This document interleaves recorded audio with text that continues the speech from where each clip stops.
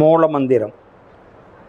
அன்பே சிவம், அறிவே தெய்வம், மனமே குரு, குருவே சரணம், தன்னை அறியும் அறிவே பூரணம்.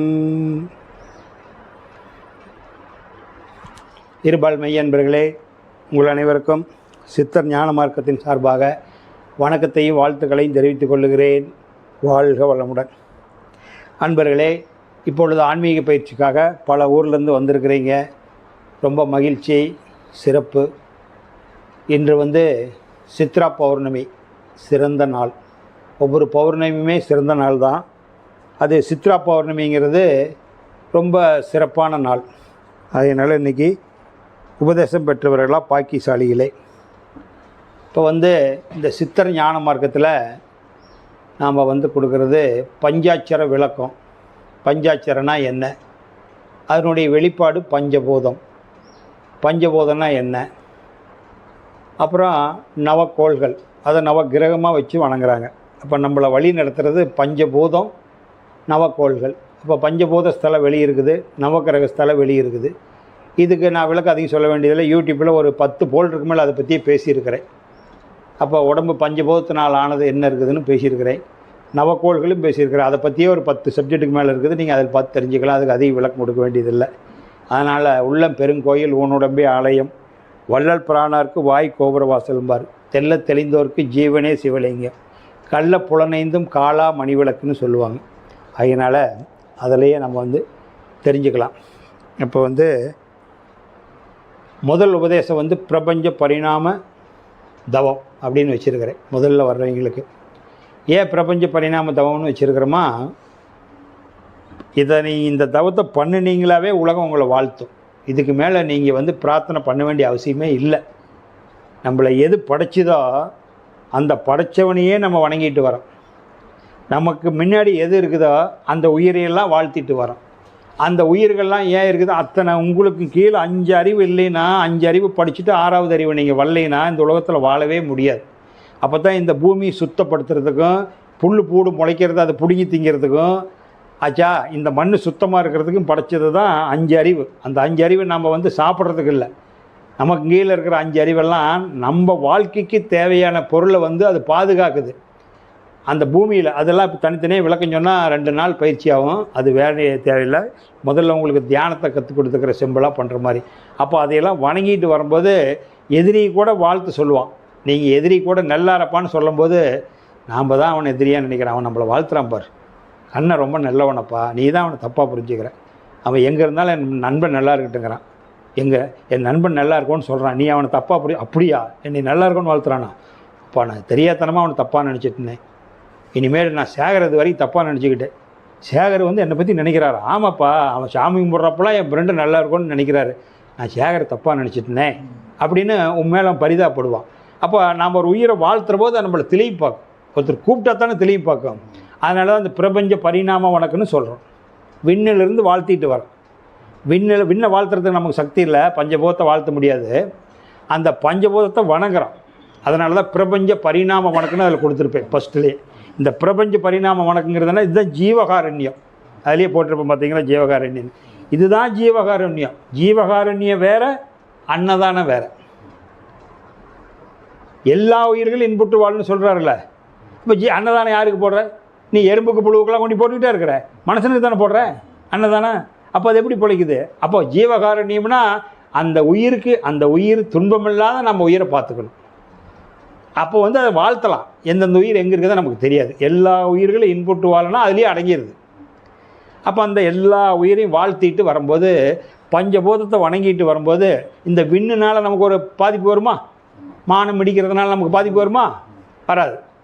நீர் பூகம்பத்தினால நமக்கு பாதிப்பு வருமா? வராது. பூமி வெடிப்புனால வருமா? வராது. அப்போ பஞ்சபூதங்களும் நம்மளை பாதுகாக்கும். அப்போ எல்லா உயிரையும் வாழ்த்துறோம். நீர் வாழ்விலிருந்து மானிட வரைக்கும் வாழ்த்துறோம். அப்போ அந்த உயிரெல்லாம் எங்கே போனாலும் உங்களுக்கு துன்பத்தை கொடுக்காது. இந்த உயிரெல்லாம் வாழ்த்திட்டு நமக்குள்ளே பூந்துருக்கிறான். அகம் பிரம்மாஸ்மின்னு சொல்லுவாங்க. அகம் பிரம்மாஸ்மின்னா ஏக பிரம்மம் எல்லாமே பிரம்மம், அகமும் பிரம்மம். நம்ம தமிழ்நாட்டுக்குள்ளே வந்து அகம் பிரம்மாஸ்மி அப்படின்னு சொல்லுவாங்க நம்ம பக்கம். இது கேரளாவுக்கு போகணுன்னா தத்துவமசின்னு போட்டிருப்பாங்க. அந்த தத்துவமசின்னு போட்டிருப்பாங்க. அந்த ஐயப்பன் கோயிலில் 18 படி ஏறி மேலே போனீங்களா, நான் ஒருக்கா போயிருக்கிறேன். அந்த மேலே வந்து அந்த ஐயப்பன் உட்காந்து இருக்கிறதுக்கு மேலே வெளியே பார்த்தீங்களா தங்க எழுத்தில் போட்டிருப்பாங்க தத்துவமசி.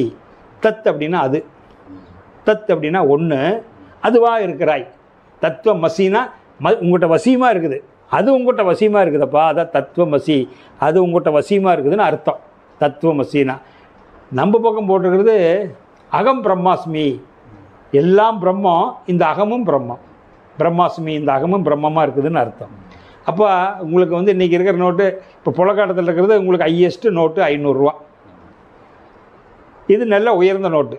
அதுக்கு கீழே எவ்வளோ இருக்குது? 200, 100, 50, 20, 10, 5 இருக்குதா?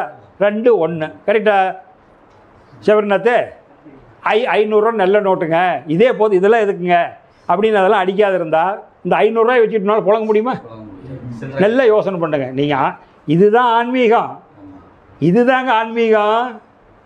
அப்போ வெறும் 500 வச்சுட்டு ஒரு டீ வாங்குற, 10 ரூபாய் வண்டிக்கு 1 லிட்டர் பெட்ரோல் போடுறேன், எங்கே போவேன்? எதை கொடுப்பேன்? புரியுதா? அப்போ நேரடியாக ஏன் 6 அறிவு படிச்சு கேட்டாங்க போன மாதம் ஒருத்தர், 6 அறிவு நிறைய படிச்சுட்டு விட்டுருக்கலாமே. 6 அறிவு படிச்சுட்டு விட்டுருந்தோம்னால வாழ முடியாது.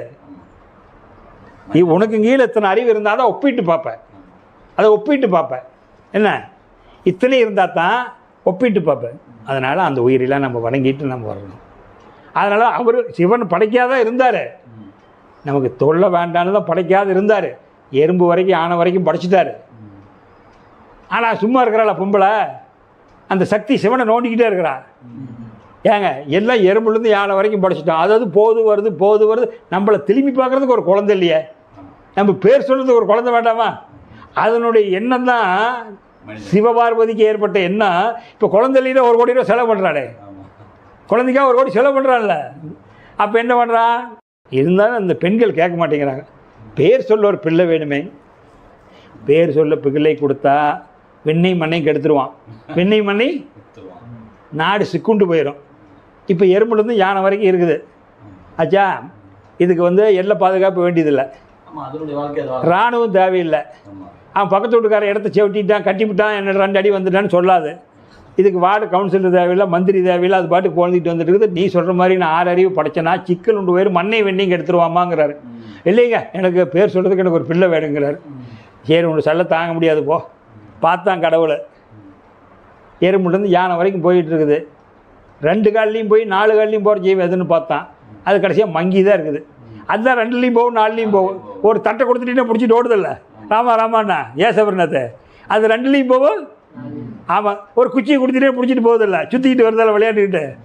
ஆனால் அதை தவிர வேறு மிருகம் 2 காலில் போக முடியுமா? காலை தூக்குனா விழுந்துடும். இதைத்தான் படைத்தான்.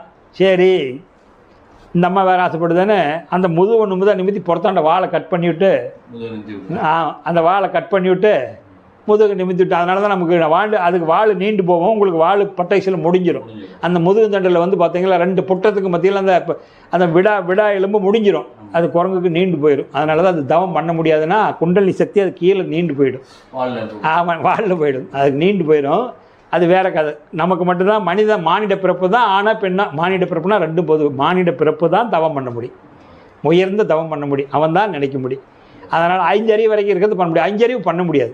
ஏன் 5 அறிவு பண்ண முடியாதுன்னா சிந்திக்கிற ஆற்றல் இல்லை. அதனால தான் அதை ஞான கொழுந்துன்னு சொல்லிட்டான்.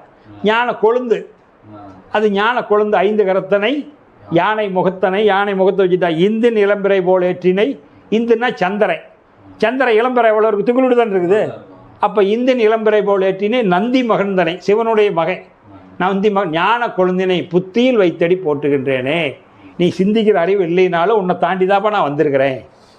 எனக்கு நீ மூத்தவன் நீ தான், அண்ணன் நீ தான். உனக்கு சிந்திக்கிற அறிவு இல்லை, எனக்கு சிந்திக்கிற அறிவு இருக்குது. நான் அந்த பொண்ணை கல்யாணம் பண்ணிக்கிறேன், எனக்கு அனுமதி கொடுப்பா அப்படின்னு முருகன் போய் கேட்குறான்னு அண்ணுக்கிட்டேன். அதனால் சிந்திக்கிற அறிவு எனக்கு தான் இருக்குது, உனக்கு சிந்திக்கிற அறிவு இல்லை, நானே கல்யாணம் பண்ணிக்கிறேங்கிறான். அவன் அப்படி அம்மாவோட இருந்துட்டு இருக்கிறான். வாழாத பிள்ளை தாயோடன்னு சொன்ன காட்டி அப்பா மலையை சுற்றிட்டு இருக்கிறான். அவனுக்கு பேச தெரியாது. அதான் ஞான கொழுந்துட்டானே. இவன் தானே ஞான பழம். ஞான பழம் யாரு? அவன் தான் ஞான. அவன் தானே ஊர் சுற்றி வரான். பஞ்சபூதத்தில் ஊர் சுற்றுறது எது? நெருப்பா, காத்தா, நீரா, வண்ணா? ஊர் சுற்றுறது காற்று தானே, காற்று தானே. இது நான் தண்ணி தூக்கிட்டு போகிறதுனால காற்று தானே தூக்கிட்டு போவோம். அப்போ அவன் தான் முருகன். அதுதான் முருகன். பஞ்சபூதத்தில் 3 பூதம் முக்கியம். விண்ணு மேலே இருக்குது, மண்ணு கீழே இருக்குது. சுழற்சியில் இருக்கிறது 3 தான். நெருப்பு, காற்று, நீர் தான் போக்குவரத்துமாக இருக்குது. இந்த போக்குவரத்துமாக இருக்கிறது 3ல் 2 தான் முக்கியம், 1 முக்கியம். அந்த 2 வந்து அப்படியே தான் கிடக்கும். நீர் இப்படியே கிடக்கும் ஆச்சா. அப்போ நெருப்பும் அப்படியே கிடக்கும். இங்கே இருக்கிற நீர் அங்கே போகிறதுனா தண்ணி காற்று வலிச்சிட்டு போகணும். காற்று போகாமல் வந்ததுன்னா கடலில் வெளியே கொண்டாந்து போட்டுறதில்ல. காரே வந்து டயரில் காற்று இல்லைன்னா எங்கேயும் போக முடியாது. அப்போ உலகத்தில் அனைத்தும் இயக்கிறது காற்று தான். எத்தனையோ டன் வெயிட் உள்ள லாரியே நவுத்துறது காற்று தான். அதனால தான் அதை பிடிச்சிக்க, அதுதான் முக்கியம். அப்படிங்கிறதுனால தான் ஒவ்வொரு தெய்வத்துக்கும் ஒவ்வொரு வாகனத்தை கொடுத்துருக்குறான் இந்து மதத்தில். இந்து மதத்தில் ஒவ்வொரு தெய்வத்துக்கும் ஒவ்வொரு வாகனத்தை கொடுத்துருந்தாலும் சக்தினா சிம்ம வாகனம். அப்போ சிவன்னா அவருக்கு மாடு, பசுமாடு சிவன் இருக்கிறாரு. அப்போ முருகன்னா மயில் வாகனம் ஆச்சா. பெருமாள்னா கருடார் வாகனம், அவர் கருடார். கருடார் வாகனம். அப்படி விநாயகர்னா மூஞ்சலி. இந்த மாதிரி ஒவ்வொன்றுக்கும் ஒவ்வொன்று கொடுத்துருக்குறான் தெய்வத்துக்கு. ஆனால் ஆஞ்சநேயருக்கு மட்டும் ஏதாச்சும் வாகனம் கொடுத்துருக்குறானா? ஆஞ்சநேயருக்கு வாகனம் ஏதாவது கொடுத்துருக்குறானா? ஒரு கையில் மலை, இன்னொரு கையில் என்ன பண்ணுறாரு? நீங்கள் அப்படி காற்றை விளக்கிட்டு போகிறான்ல, அவன் எது வாங்கணும் கொடுக்கலையில்ல. நீங்கள் ஆன்மீகத்தை நல்லா புரிஞ்சுக்கணும். ஆன்மீகத்தினுடைய அறிவின் தெளிவே ஆன்மீகம் நாம் கொடுக்குறது. சித்தர் ஞான மார்க்கத்தில் கொடுக்குறது ஆன்மீகத்தின் அறிவின் தெளிவே ஆன்மீகம் தெளிஞ்சு போகும். இதெல்லாம் தெரிஞ்சுக்கிட்டீங்களா தியானம் தன்னால் வரும். இதெல்லாம் எதையுமே சொல்லி கொடுக்காத சும்மா வந்தோன்னே அப்போ வந்துட்டியா புருவ மத்தியில் பாரு, போய் 2 மாதம் கழிச்சு வா, கண்ணை மூடுனா எனக்கு பித்து பிடிச்ச மாதிரி இருக்குது, வரத்தான் செய்யும். எல்லாம் வரும். இந்த ஆனை குதிரை பெம்பளை எல்லாம் பூரா பழகினது பூரா ஆணு பெண்ணு எல்லாத்திட்டையும் பழகி இருக்கிறோமில்ல, எல்லாம் கண்ணை மூடனா வருமில்ல. செத்தா தான் வராது. உசுர் இருக்கிற வரைக்கும் வந்துக்கிட்டு தான் இருக்கும். டெத்தானா தாங்க மனசு நிற்கி. கடல் அலை என்னைக்காவது ஓய்மா? கடல் அலையும் மனசும் ஒன்று. அது நிலையாக இருந்தால் உசுறு, கடல் அலை நிலையாக இருந்தால் உயிர். அது வெளியே வந்தால் மனம். அசஞ்சா மனம், நின்றால் நிலை உசுறு. நல்லா புரிஞ்சுக்கா ஜெகநாத். அப்போ கடல் அலை பெயர்ந்து இருக்குது. அப்போ அந்த கடல் அலைங்கிறது உசுறு, அது நீர் தான் உசுறு. அது மனசுனா வெளிப்படுறது. வந்து கரையில் வந்து இடிச்சிட்டு போகுதில்ல, இடிச்சிக்கிட்டே இருக்குது. அப்போ மனசு நீ அமைதியாக இருந்தீங்கன்னா அந்த உள்ளே இருக்கிற எண்ணமெல்லாம் வரத்தான் செய்யும் பதிவு. அப்போ இப்போ கடல் அலை என்றைக்கு ஓயிறது, இவன் என்றைக்கு முத்துக்குளிக்க போகிறது? நடக்கிற காரியமா? அதுக்குள்ளேயே தானே போயாகணும். அப்போ மனசு அடங்காது. நீ அதை அறிஞ்சிக்கணும். இது மனிதனுடைய தன்மை. இதுதான் ஏன் மனமே. இப்போ நான் தவம் பண்ணிக்கிட்டு இருக்கிறேன், ஏன் சேகர டிஸ்டர்ப் பண்ணாத, பொழுதுக்கு இடையில வந்துக்கிட்டே இருக்கிற. நீ போனால் சாயந்தரம் நாளைக்கு வந்து உன்னை பார்க்குற பொழுதுக்கு எனக்கு ஃபோன் பண்ணாத, கூப்பிடாத, கமெண்ட் வச்சுத்தியா. ஏன் முத்துவேலை டிஸ்டர்ப் பண்ணாத, நான் உன்னை நினைக்க மாட்டேன். இப்போ நான் 1/2 மணி நேரம் தவத்தில் இருக்கிறேன்னு ஒவ்வொருத்தராக கழிச்சு விட்டுரு. அவங்க குறுக்க வருவாங்க, புரியுதா? அவங்களுக்கு நீ நினைவு கொடுக்கக்கூடாது. இப்போ நான் தவத்தில் இருக்கிறேன், என்னை காப்பாற்றுற உசுறு நான் அந்த ஆண்டவனை நினச்சிக்கிட்டு இருக்கிறேன். நீ கொஞ்ச நேரத்துக்கு வராது சங்கல்பம் பண்ணிக்கிட்டீங்கன்னா சரி ரைட்டு, அவன் கண்ணை வந்து நம்மகிட்ட கொஞ்சம் ஹெல்ப் கேட்குறான், ஒரு 1/2 மணி நேரம் சும்மா இருக்கலாம் அப்படின்னு பார்க்கும். ஒவ்வொரு நாளும் தினசரி இதையே சொல்லிக்கிட்டே இருக்கிற போது இவன் என்ன பண்ணாலும் நமக்கு வேலை கொடுக்க மாட்டேங்கிறான். 4 மணிக்கு போண்டா சாப்பிட்றது வழக்கம். அந்த கடைக்கு போய் 4 மணிக்கு நான் கூப்பிட்டுப்பட்ட தவத்தில் உட்காந்துக்கிட்டான். அந்த கடைக்கு காலையில் டிஃபன் சாப்பிட்ற போகிற பழக்கம். அங்கே போய் இட்லி சாப்பிடுவோம், நல்லா இருக்கும் வெதுன்னு. அதுக்கும் 10 நாளாக தள்ளி போட்டான். இனிமேல் அவன் நம்பி பிரயோசனம் இல்லை, இவன் இந்த எண்ணத்துக்கு வேலை கொடுக்க மாட்டேன். அந்த எண்ணமெல்லாம் கூடி பேசும். அதனால் இவனுக்கு நம்ம பண்ணுமே கண்ணங்கிட்ட இருந்து பிரயோசனம் இல்லை. இந்த சேகரும் கண்ணன்னு ஒன்று சேர்ந்து தவத்தில் உட்காந்துக்கிறாங்க. நம்ம வேற ஆளை திருப்பி அவன் அலையிறா திங்கிறது, கடையாக தேடிக்கிட்டு அலையிறா திங்கிறதுக்கு. அவன்கிட்ட போய் பூந்துக்கிட்டுமா நமக்கு நல்ல கொளுத்த வேட்டை அப்படி உங்களை 2 பேர்த்தி விட்டுட்டு அது அங்கே போய் பூந்துக்கும். இந்த பேய் உன்னை விட்டுட்டு அவனை போய் பிடிச்சிக்கும். நிற்காது. அப்போ என்னென்னு கேட்டிங்கன்னா இவ்வளோ விஷயம் இருக்குதுங்க தவத்தில். அப்போ நம்ம என்னென்னா இந்த பிரபஞ்சம்தான் நம்மளை வந்து உற்பத்தி பண்ணியிருக்குது. எல்லா உயிரிலும் பாதுகாப்பாக இருக்குது. அதனால் நம்ம தவத்தில் எடுத்தோன்னே எல்லாம் தவம் முடிஞ்சு கடைசியாக உலகத்தை வாழ்த்துவாங்க. நாம் அப்படி இல்லை, முதல்ல உலகத்தையெல்லாம் வணங்கிட்டு எங்களுக்கு நீ பாதுகாப்பாருன்னு நம்ம வர்றோம். இதுதான் சிறந்த தவம், முதல் உபதேச தவம். நீங்கள்லாம் வாங்கிட்டீங்க. இன்றைக்கி வேறு தவம் உங்களுக்கு மத்தியானம் கொடுக்குறேன். இப்போ புதுசாக வந்திருக்காங்க 1 2 அவர் ஒருத்தர் 3 பேர் புதுசாக நீங்கள் வந்திருக்கிறீங்க. பிரபஞ்ச பரிணாம தவம்னு சொல்லிட்டு வருவேன். நீங்கள் வணங்குற போது என்னென்னா மொத்தம் விண்ணிலேருந்து ஆதி வெளியிலேருந்து மண் வரைக்கும் 9 ஸ்டேஜ் இருக்குது. இந்த 9 ஸ்டேஜில் 5 ஸ்டேஜ் தான் நமக்கு தெரியும். 4 ஸ்டேஜ் தெரியாது. அந்த 4 ஸ்டேஜ் எப்படி கவனிக்கிறதுங்கிறது இன்னும் 2 மாதம் கழிச்சு சொல்லித்தார். இப்போ உங்களால் சொன்னால் புரிஞ்சிக்க முடியாது. நீங்கள் விண்ணிலிருந்து இறங்கி வாங்க சொல்கிறத. விண்ணை பார்க்குறீங்களா தெரியுதில்ல, மேலே ஆகாசம் தான், விண்ணு ஆகாசம் 2 ஒன்று தான். அப்படின்னா இப்படி தலையை அண்ணாந்துக்கிட்டலாம் பார்க்கக்கூடாது. எப்பவுமே தவத்தில் வந்து சின்முத்திரை. தவத்துக்கு 3 ஆக்ஷன் கொடுக்குறேன். உங்களுக்கு எது ஒத்து வருதோ அதை வச்சுக்கோங்க. மனம்தான் முக்கியம், இந்த பொசிஷன்லாம் முக்கியம் கிடையாது. உங்கள் உடம்புக்கு எது ஒத்துழைக்குதோ, சோபாவில் தான் உட்காந்துருக்க முடியும்னா உட்காந்துக்கிங்க, சேரில் தான் உட்காந்துருக்க முடியும்னா உட்காந்துக்கிங்க, இல்லை சப்பனை போட்டு உட்காந்துக்க முடியும்னா உட்காந்துக்கிங்க. சப்பனத்துலேயே ஒரு காலை தூக்கி மேலே வச்சுக்கிறனால வச்சுக்கோங்க. அர்த்தாசிரமத்தில் கை வந்து அதேமாதிரி 1 சின்முத்திரை ஒரு ஸ்டேஜ், 2 இப்படி கோத்து வச்சுக்கோங்க. இப்படி 2 கையும் கோத்து வச்சுக்கோங்க. இப்படி வச்சுக்கலாம். ஒன்று வள்ளலார் வச்சுருக்கிற மாதிரி இப்படி வச்சுக்கோங்க. இடது கை அடியில் வலது கை மேலே வள்ளலார் வச்சுருக்க இப்படி வச்சுக்கோங்க. இந்த 3 ஸ்டேஜில் எது ஒத்து வருதோ அதை நீங்கள் பயன்படுத்திக்கிங்க. நான் வந்து ஆரம்பிக்கும் போது சின்முத்திரையில் தான் ஆரம்பிப்பேன். அதனால் இந்த 3 ஸ்டேஜும் தவம் பண்ணுறது தான். இப்படி வச்சுருப்பார் பாபாஜியெல்லாம் அப்படி வச்சுருப்பார், வள்ளலார் இப்படி வச்சுருப்பார். ராமகிருஷ்ணர் பெருமாள் அப்படி கையை கோத்தா வச்சுருப்பார். ராமகிருஷ்ணர் பார்த்தீங்களா அப்படி கோத்தா வச்சு, ராமகிருஷ்ணர் வேதாத்திரி பரஞ்சோதி மகன் இவங்கெல்லாம் ராமகிருஷ்ணர் வேதாத்திரி பரஞ்சோதி மகன் அப்படி கையை கோத்து வச்சுருப்பாங்க. கையும் கோத்து வச்சுக்கலாம், கை இப்படி மேலே வச்சுக்கலாம். சின்முத்திரை இந்த 3 ஸ்டெப்பில் எது ஒத்து, ஆனால் எதை ஒன்றை கடைப்பிடிங்க, ஏன்னா ஒன்றில் மாற்றி வைக்காதீங்க. இது ஒரு பொசிஷன் உட்காந்திக்கிறது. அப்புறம் தவம் பண்ணும்போது மூலமந்திரம்னு சொல்லியிருப்பேன். அந்த மூலமந்திரம் சொல்லிவிட்டு நமக்கு பிரபஞ்ச பரிணாம வழக்குன்னு சொல்லுவோம். விண்ணிலிருந்து ஒவ்வொரு ஸ்டேஜாக நான் முள்ள சொல்லிட்டு வரேன். நீங்கள் விண்ணை பாருங்கள், விண்ணுக்கு அப்புறம் காற்றை பாருங்கள். காற்று நீங்கள் எப்படி கற்பனை பண்ணிக்கிறீங்களோ பண்ணிக்கங்க. நான் ஒரு உருவத்தை கொடுத்தா இப்போ 7 திரை வடலூரில் காக்கிற மாதிரி சொன்னால் நீங்கள் அதை தொலைவிட்டு இருப்பீங்க. நான் அதை கொடுக்க மாட்டேன், பாயிண்ட்டு தான் சொல்லுவேன்.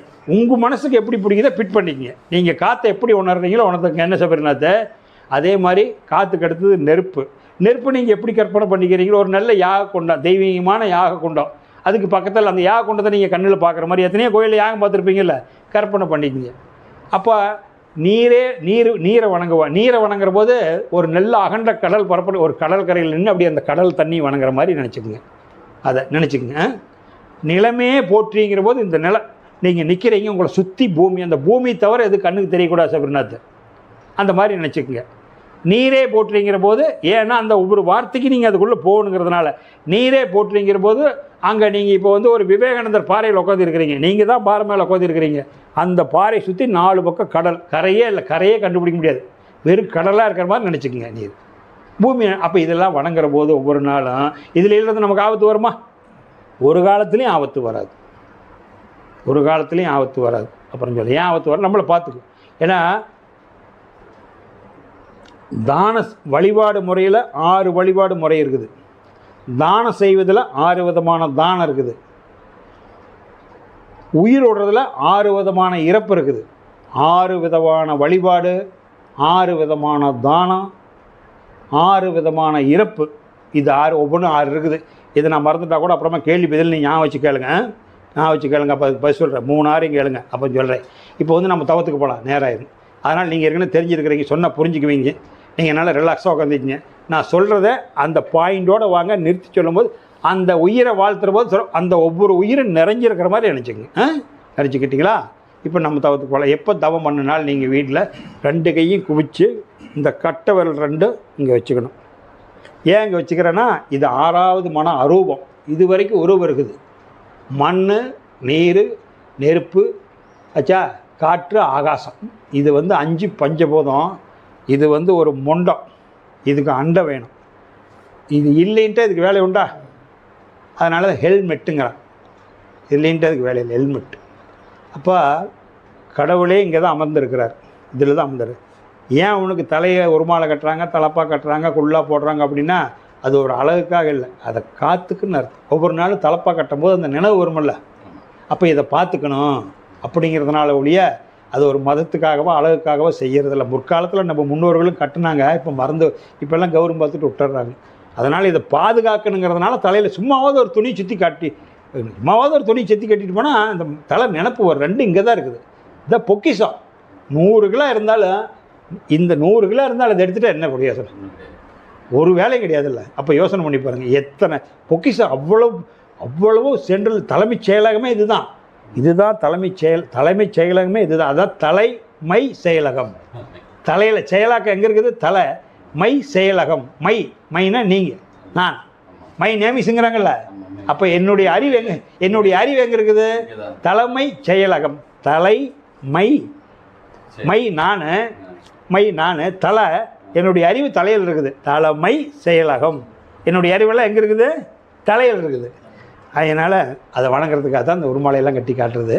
இப்போ நம்ம வந்து பிரபஞ்ச பரிணாம தவம் தொடங்குகிறோம்.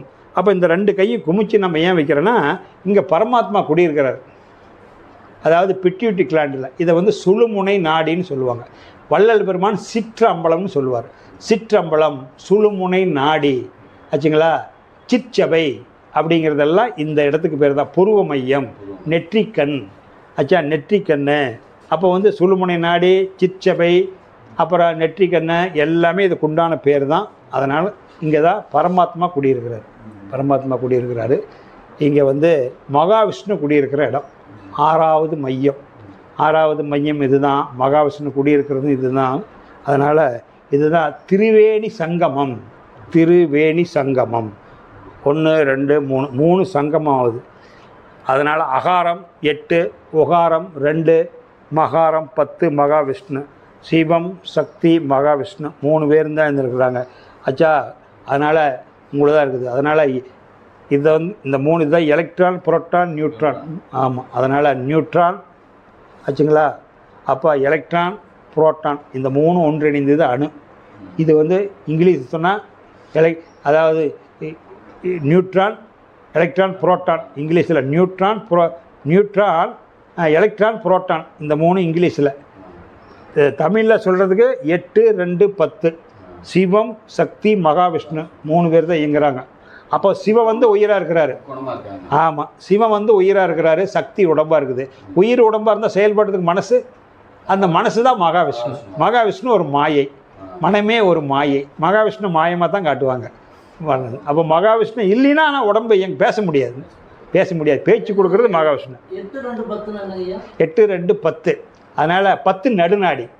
8 2 10ன்னா 8ம் 2ம் அறியாதவன் ஏதும் அறியாதவர்னு சொல்லுவாங்க ஆன்மீகத்தில். 8 2 10 10வது நாடி தசநாடி நடுநாடி. அது புருவ மையத்தில் இருக்குது. அதான் 10வது நாடி எங்கே இருக்குது? சுழுமுனை நாடி 10. 8 2 10 ஆச்சா. 2 3 1 4 அது திருமூலர் வர்றது. 8 2 10 2 3 1 4 அப்படிம்பார். 2 3 என்ன 6. 6வது மையம் எங்கே இருக்குது உடம்புல? இது 2 3ன்னா 6. இதெல்லாம் 6 மூலாதாரம், சுவாதிஷ்டாரம், மணிப்பூரகம், அநாதகம், விசிக்தி, ஆகினை. 6வது மையம் இருக்குது. 2 3 6ன்னா வந்துருச்சா. 1 4 ஓம் சிவாயா. ஓம் சிவாயா. ஏன் சிவாயாங்கிறதுனா இது சிவாயானா அதுதான் 3 சொன்னல. சிவசக்தின்னு சிவாயானா சிவம்னா உயிர். அப்போ வானா காற்று சக்தி, யானா மனம். ஓம் சிவாயா. உடல், உயிர், மனம் தான் ஓம் சிவாயா. ஓமுங்கிறது அந்த எலக்ட்ரான், புரோட்டான், நியூட்ரான் பாருங்கள் எல்லாத்துக்கும் மூலம். அந்த ஓம் வந்து யாருக்கும் தனியாக சொந்தம் கிடையாது. எந்த கோயிலில் போனாலும் ஓம் போட்டிருப்பான். ஓம் விளக்கிட்டு ஒன்றும் பண்ண முடியாது. ஓம் சரவண பவானா உடம்பு, ஓம்னா உயிர். ஓம் அப்படிங்கிறது உயிர். அது ஓம் நமோ நாராயணாயா, ஓம் சக்தி, ஓம் கணபதி. அப்போ ஓம், அந்த ஓமுங்கிறது உயிர். அதுதான் கரண்ட்டு. அதை நீ எப்படி பயன்படுத்திக்க. நீ பிரிட்ஜிலேயே, மிக்சிலேயே, டிவிலேயே எப்படி. அதனால் ஓம் இல்லாத எந்த சொல்லு வேலை செய்யாது. அதனால் ஓமுங்கிறது அது பிரணவ சொல். அதனால் மேக்னெட் அது. அதனால் உலகம் முழுவதும் சொல்லிட்டு இருக்குது. அதனால தான் வந்து என்னென்னா அந்த ஓமுக்கு உண்டானது இந்த 3 முக்கியம். அதனால தான் இதுக்கு வந்து திரிவேணி சங்கமம். இதுதான் திரிவேணி சங்கமம். இதுதான் திரிவேணி சங்கமம் ஆச்சுங்களா. அது ஹரித்துவாரம். அதுதான் ஹரி என்றால் பெருமாள். பெருமாளுடைய மாற்று பெயர் ஹரி. துவாரம்னால் இடம். ஹரித்துவார் பெருமாள் இருக்கக்கூடிய இடம் இதுதான். குருச்சேத்திரம், குரு இருக்கும் இடமே குருச்சேத்திரம். சேத்திரம்னா இடம், குருன்னா குரு இருக்கும் இடம். குருச்சேத்திரம். அவர் இங்கே இருக்கிறார். இங்கேருந்து உன்னை வழி நடத்துகிற அர்ஜுனா போர் புரியுடா. அட தவம் பண்ணினா இப்படி தாண்டா வரும், என்ன குறுக்க வரும், எல்லாத்தையும் விலைக்கு ஏறிடா கண்ணா அப்படின்னு கண்ணன் சேகர். அட சேகர் குழப்ப வரத்தாண்டா செய்ய, ஏன்டா பயந்துக்கிறேன், நான் தான் உங்களோட இருக்கிறேன்னல்றா. இப்போ உபதேசம் வாங்கியிருக்கிறீல்ல, அர்ஜுனன் மாதிரி அதனால் நீ வந்து நீ செய்யடா, மறந்துட, இந்த விட்டு நான் உன்னை விட்டு வெளியேறதுக்குள்ளே செய்யடா, நான் கொஞ்ச நாளைக்கு மட்டும் இருக்கலான்னு வந்திருக்கிறேன், நான் உன்னை விட்டு போகிறதுக்குள்ளே இதெல்லாம் செய்ய தெரிஞ்சுக்கடா, பயந்துக்கடா, சண்டை போட்டு போடா, நீ இல்லைனாலும் சாவத்தாண்டா போகிறான், அவன் நீ கொள்ளலையும் இன்னொருத்தன் கொள்ளத்தாண்டா போகிறான். ஆனால் உள்ள போர் புரியுறதுனா உனக்கு என்னென்ன கெட்ட எண்ணத்தை போர் புரியுறத, ஒருத்தங்க சண்டைக்கு போகிறதில்ல, போர் புரிய கண்ணை மூடுனா போர் புரியுதில்ல, அது யார் கொண்டாந்து கொடுத்தா? இப்போ அவர் நினைக்கிற நினைப்பு உனக்கு வருமா? உன்னுடைய நினைப்பு அவருக்கு வருமா? அப்போ ஏன் வருதுன்னா நீ பதிவு பண்ணு தானே வருது. நீ வரும்போது 3000 ஜிபியோட வந்துட்ட, 3000 ஜிபியில் ஊசி குத்து கூட இடமில்ல, கண்டதை போட்டு வச்சுட்ட. இப்போ ஏதாச்சும் வெளுக்கினா தான் உள்ளே பூசி போக முடியும். சிப்பில் இடமே இல்லை, 3000 ஜிபி நப்பி வச்சிருக்கிற. நீ எங்கே தொழுக போகிற? தொழுகவும் முடியாது, பிரேயம் பண்ண முடியாது, தவம் பண்ண முடியாது, எதுவுமே ஏறாது. அப்போ அது கொஞ்சம் களி, தேவையில்லாதவனை பூரா அந்த ரூமில் கூப்பிட்டு உட்கார வச்சுக்கிட்டா ஒரு மகானை வந்து எப்படி உட்காருவார்?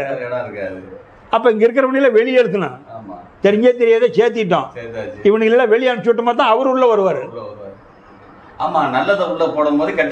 அப்போ பரமாத்மா வந்து உள்ளே இருக்கிற உனக்கு, அப்போ பரமாத்மா உள்ளே இருக்கும்போது அவனை தவிர உயர்ந்தவன் யார்? அப்படி தான் பாடுபட்டு என்ன பண்ண போகிற? பாட்டை பாட்டி பார்த்தா கொஞ்சம் நாங்கள் பேரன் வீட்டு குலதெய்வம் நம்ம வந்திருக்கிற தங்கம் வந்திருக்கிறான், கண்ணன் எங்கள் மகாராஷ்டிரம் வந்திருக்கிறா, விட்டுட்டு போயிட்டால பாட்டி இல்லையே, கண்ணன் இருக்கிற வரைக்கும் இருந்தாவில் பரவாயில்ல, அப்பம்மா இருந்தாங்க விட்டு போயிட்டாங்களே. பையன்பிள்ளை பற்றின கண்ணே பொண்ணேன்னு தங்கமே எனக்கு அப்படியே பெரிய தேவாதி தேவை பிறந்திருக்கிறான், மகாராணியே பிறந்திருக்கிறான், லட்சுமியே பிறந்திருக்கான்னு சொல்லி பிள்ளை கல்யாணம் பண்ணி கொடுத்து புருஷனை கூட்டிகிட்டு போயிட்டாலே. இப்போ நீ தனிமரமாவில் நிற்கிற, அப்போ உன்னை யார் வாழ வச்சுட்டு இருக்கிறா? அப்போ யார் உன்னை அவனை எப்போ பார்க்க போகிற? எப்போ பார்க்க போகிற? இப்போ கூட அவனை பார்க்கலினா அப்புறம் நீ நாரி நரைக்கு தான் போகணும். பேப்பரில் வேணா போட்டுக்கலாம், கண்ணன் வைகுந்த பதவி அடைந்த. எந்த வைகுந்தம்? முதல்ல வையினா என்னென்னு தெரியுமா? குந்தமன்னா என்னென்னு தெரியுமா? சிவலோக பதவி அடைந்தார். சிவமன்னா என்ன தெரியுமா? பதவின்னா என்னென்னு தெரியுமா? நாரி நலங்கி கிடக்கும், இழுத்துக்கிட்டு கிடக்கும் பக்கத்தில்.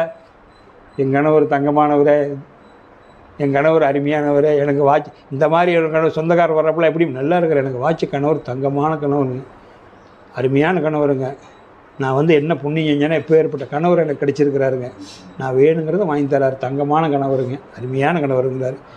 வருஷம் 4 புடவை எடுத்து தராரு, வருஷம் கண்டு 5 மணி நகை பண்ணி போடுறாரு, வேணுங்கிற கோயிலுக்கு கூட்டி போகிறாரு. அப்போ குழந்தைய தங்கமான கணவன் சொல்லாத என்ன பண்ணுவாங்க? உடம்பு சரியில்லாத கணவர் படுத்துக்கிட்டாரு, 4 நாள் நல்லா இருந்தது, என்ன பண்ணுறது, உடம்பு சரியில்லாத படுத்துக்கிட்டாரு, டாக்டர் வெளியே போகக்கூடான்ட்டார். நான் தானே பார்த்தாகணும், என்ன 1000 பேர் இருந்தாலும் அப்புறம் என்ன பண்ண முடியும்? 20 வரைக்கும் நல்லா வச்சுருந்தார், அப்புறம் நான் பார்த்துக்கிறேன், என்ன பண்ணுறது, நாம் தானே பார்த்தாகணுங்க. நல்லா பார்த்துக்கிறியாப்பா? நல்லா பார்த்துக்கிறேன் முடியல. 1 மாதம் கழிச்சு அந்த பொம்பளை வந்துச்சு, கேட்டுவேன், ஏற்கனவே பார்த்து நல்லா பார்த்து செடியும் படுத்திட்டு கிடக்குது, நம்மள உசுரை வாங்கிட்டு இருக்குது, என்னைக்கு போகும்போது தெரியல. ஆரம்பத்தில் என்ன சொல்லிச்சு? முதல்ல 4 நாள் தங்கமான கணவர், நாம் தானே பார்த்தாகணும், நம்மளெல்லாம் காப்பாற்ற இன்னொரு விட்டுற முடியுமானுச்சு. 1 மாதம் போது இந்த சனி எப்போ போகும்போது தெரியல, கழிஞ்சிட்டு கிடக்குது. காசு சம்பாரிச்சு என்ன பண்ணுறது? இதெல்லாம் எவன் பார்க்குறது? காசு. அப்போ இந்த காசு அடிபட்டு போச்சு, உன்னுடைய ஒவ்வொருத்தரையும் தான் முன்னாடி நிற்கிது. அப்போ நீ எதுக்கு பாடுபட்டுருக்கிற? எதுக்கையா பாடுபட்டுருக்கிற?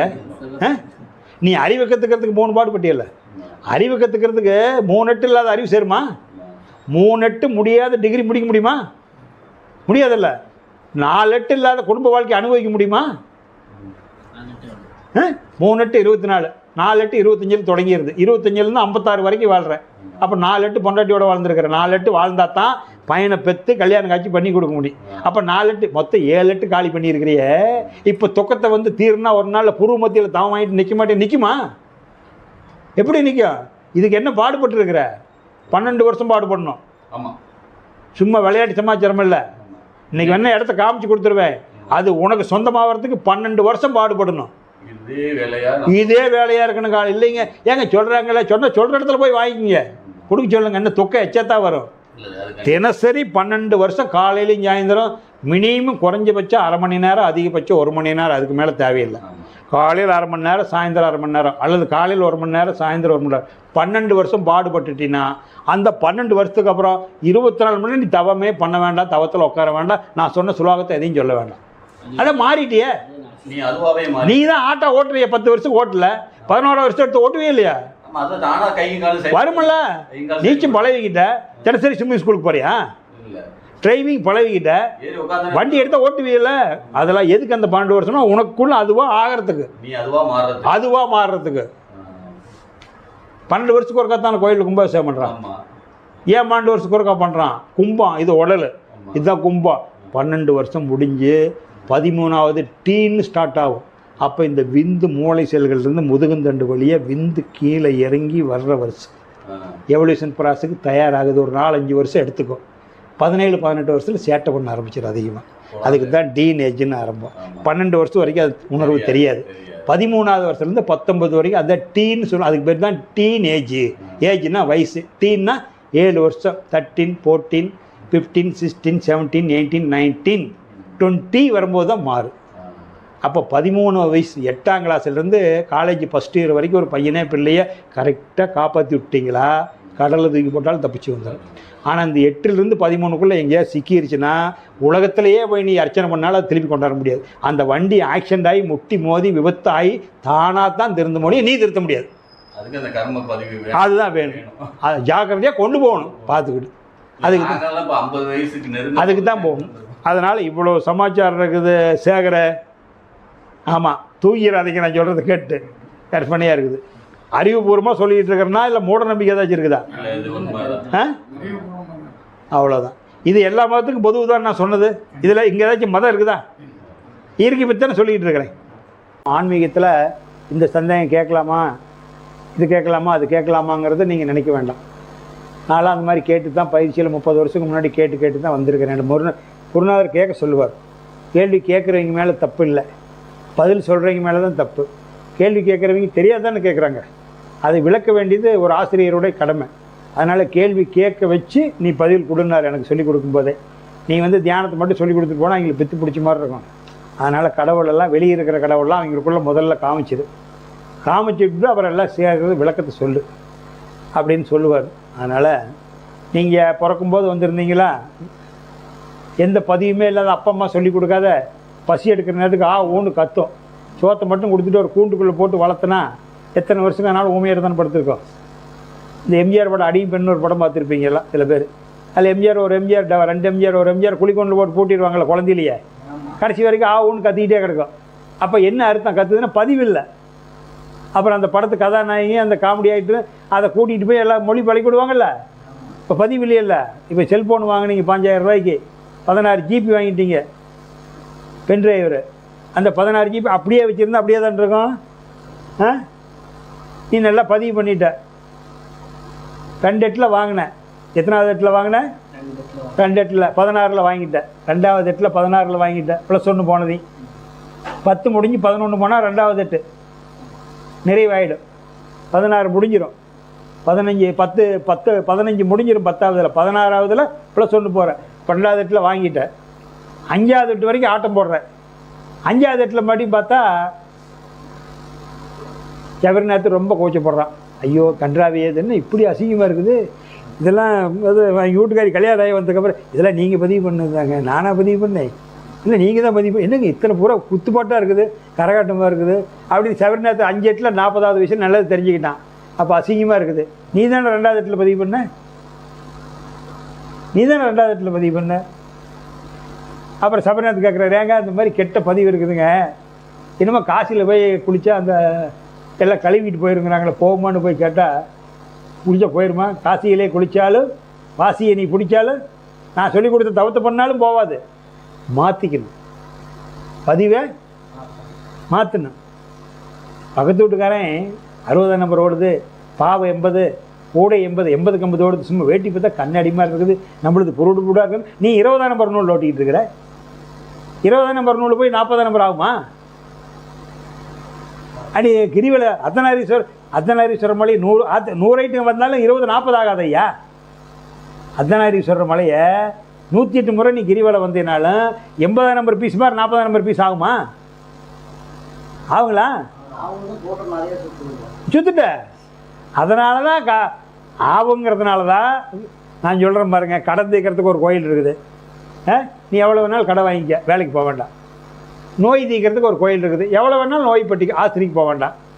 படிக்கிறதுக்கு ஒரு நோய் இருக்குது, எவ்வளோ நாள் கோயிலுக்கு போய் பள்ளிக்கூடம் போக வேண்டாம். ஏன் 2 லட்சம் கொடுத்து சேர்த்துற எல்கேஜிக்கு ஆச்சா? நோய் தீர்க்கிறது கோயில், படிக்கிறது கோயில், கடன் தீர்க்கிறது கோயில். கல்யாணம் ஆவலியாக போயிட்டு வா, அடுத்த வாரம் எவ்வளோச்சு பொண்ணு கொடுத்துருவான் ஏமாந்துருந்தா. அப்போ கல்யாணம் ஆகிறது கோயில் இருக்குது. இதுக்கு மேலே வேலை எதுக்கு தேடுற? எதுக்கு பிள்ளை படிக்க வைக்கணும்? +2 படிக்க வச்சுட்டு 2 கோடி ரூபா கொடுத்து நீ வந்து காலேஜ் ஏன்னு கார்மேகம் எல்லாமே கோயில் இருக்குதே. அது வந்து ஒரு ஒன்று கூடி வாழ்கிறதுக்காக பல பேர் பல பக்கம் இருக்கிறோம். இப்போ இந்த கோயிலில் திருவிழா போட்டிருந்தா என்ன 4 பேர் 4 பக்கம் 8 பட்டியில் இருக்கிற ஒன்று கூடுவான்ல. திருவிழானா பண்டிகை. அது ஏன் பெரியவங்க ஏற்படுத்தினாங்கன்னா பண்டிகை அப்படிங்கிற விஷயத்தை பண்ட மாற்று முறை பண்டிகை. 2000 வருஷத்துக்கு முன்னாடி ராந்தல் விளக்கு இருந்தால் பணக்காரன், ராந்தல் விளக்கு இருந்தால் பணக்காரன். 4 முழம் வேட்டி கட்டி 2 முழம் துண்டு போட்டிருந்தா பணக்காரன். வருஷம் முழுவதும் கோமணமே கட்டியிருந்தானா சாவளவு கோமணத்துலேயே பிறந்து கோமணத்துலேயே போனான்னா அவன் ஏழை. நான் சொல்கிறது 18ஆம் நூற்றாண்டில். 19ஆம் நூற்றாண்டில் வேட்டி கட்டவே மனுஷனுக்கு வந்தது. ஆச்சா, அவ்வளோ வறுமையில் வாடி வந்தோம். அப்படி அவர் வறுமையில் வாடி வந்தோம். ஆகையினால எல்லாமே நம்மளுடைய பதிவு தானாலேயோ வேறு ஒன்றும் கிடையாது. அப்போ நாம் பதிவை கொடுத்துட்டு நம்ம ஒன்று கூடி வாழ்கிறதுக்காக மக்கள் ஏற்படுத்தின கட்டமைப்பு. 4 திசையில் 4 பக்கம் வாழ்கிறோம். அதனால் வந்து இந்த கோயில் நடிவர் நம்மளை நெறிவெறிப்படுத்துறதுக்காக பாவ புண்ணியம் அங்கே போகிறதுனா இத்தனை விஷயம் எதுக்கு? அப்புறம் ஏன் போகணும்? இன்றைக்கி கிட்னிக்கு போகிறான், ஆர்ட்டுக்கு போகிறான், லஞ்சுக்கு போகிறான், எத்தனை ஆஸ்திரிக்கு போகிறாங்க, எத்தனை லட்சம் செலவு பண்ணுறாங்க சொல்லு. நம்ம வந்து அறிவு அறிஞ்சிக்கணும். அறிவை அறியாமல் இருக்கிறவங்களை பற்றி நம்ம கவலை இல்லை. நாம் அறிவு அறிகிற இடத்துக்கு வந்துக்கிட்டோம். நீங்கள் அறிவில் தெளிஞ்சுக்கணும். வாழ்க வளமுடன். இப்போ உங்களுக்கு ஏதாவது சந்தேகம் இருந்தால் கேளுங்க, ஒருத்தராக கேளுங்க. ஆளுக்கு 1-2 கேள்வி கேளுங்க. ஐயா, சந்தேகம் இருந்தால் கேளுங்க, கேட்டு தெளிவுபட்டுட்டு போங்க.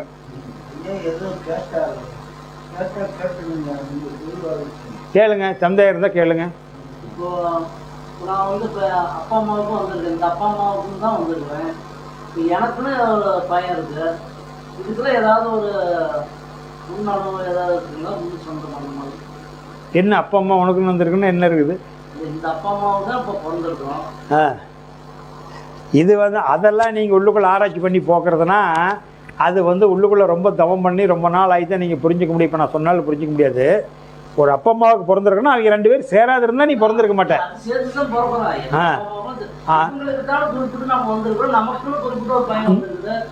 அது அவங்களுக்கு பதிவுக்கு தக்கவாறு வரும். இப்போ நான் அந்த நூல் சொன்னேன் பார்த்தீங்களா, அந்த நூல் அவங்க என்ன ஒரு குழந்தை உற்பத்தி ஆகிறதுனா அந்த குழந்தை நல்லா இருக்கிறதும் பிடிக்கிறதுக்கும் அவங்க என்ன முன்னோர்கள் பாவ புண்ணியம் செஞ்சு வச்சுருந்தாங்களோ அந்த பாவ புண்ணியத்துக்கு தகுந்த மாதிரி உங்கள் நினப்பு தூண்டும். குழந்தை பிறக்கிறது அப்படி தான் பிறக்கும். அவங்க வந்து என்ன மாதிரி பாவ புண்ணியம் பண்ணியிருக்கிறாங்களோ அந்த பாவ புண்ணியத்துக்கு தகுந்த மாதிரி தான் நம்ம வாரிசு வரும். நமக்கு அதுக்கு தகுந்த மாதிரி தான் வாரிசு வரும். அந்த வாரிசு நம்ம தான் செய்யும். நீங்கள் இல்லை, நீங்கள் அதை நல்லா புரிஞ்சுக்கணும். நீங்கள் உங்கள் பேர் என்ன? செல்வம் வந்து செல்வம் கிடையாது, எந்த இடத்துலையும் செல்வம் கிடையாது. காலையில் சவர்ணத்தையே விளக்கிட்டேன். இந்த உடம்பை காட்டி கொடுக்கறதுக்கு செல்வம் நல்லா புரிஞ்சுங்க. இந்த உடம்பு காட்டி கொடுக்கறதுக்கு 10 பேர் இருந்தால் அடையாளம் கண்டுபிடிக்கிறதுக்கு செல்வம் உதவுது. அப்போ செல்வம் வந்து மெய்யல், அது பொய். ஆச்சா, இந்த உடம்பு அம்மானுடைய விந்து, சுக்கிலம் சுரோனிதம். சுரோனிதங்கிறது அம்மாளுடைய சக்தி, சுக்கிலங்கிறது அப்பாவுடைய சக்தி. அது பொதுவாக விந்துங்கிறது பொதுவான வார்த்தை. அப்போ சுக்கில சுரோனிதம்னா சுரோனிதம் அம்மாளுடைய ரத்தம், அது சிகப்பாக இருக்குது. அதனால தான் அவங்க பொட்டு வச்சு காட்டுவாங்க. ஆம்பளை இதை வந்து சுரோனிதம், சுக்கிலம் அது வெள்ளையாக இருக்கும், விண்ணினுடைய நிறம். அதனால் அவங்க ரத்தம் இது வெண்மை. அதனால தான் சிகப்பு. இந்து மதத்தில் பெண்ணுக்கு பொட்டும் ஆணுக்கு இது வச்சு காட்டினா இந்த உயிர் சக்திக்கு தான் உயிர் சக்தி அடையாளமாக வச்சு காட்டுறோம். இந்த 2 சேராத இருக்கிற வரைக்கும் பிரச்சனை இல்லை. இந்த 2 சேர்ற போது உள்ள உயிர் உற்பத்தி ஆகும்.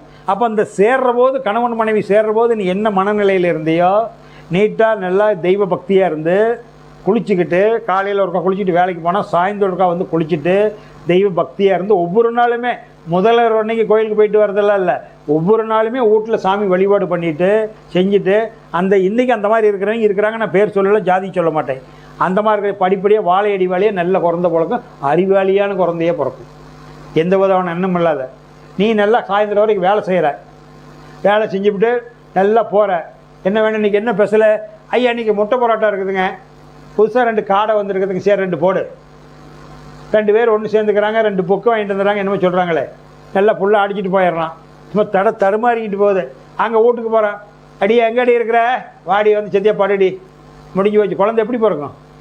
அந்த குழந்தை எப்படி பிறக்கும்? அந்த விதை அப்போ இறங்கின விதையில் குழந்தை என்ன இருக்கும்?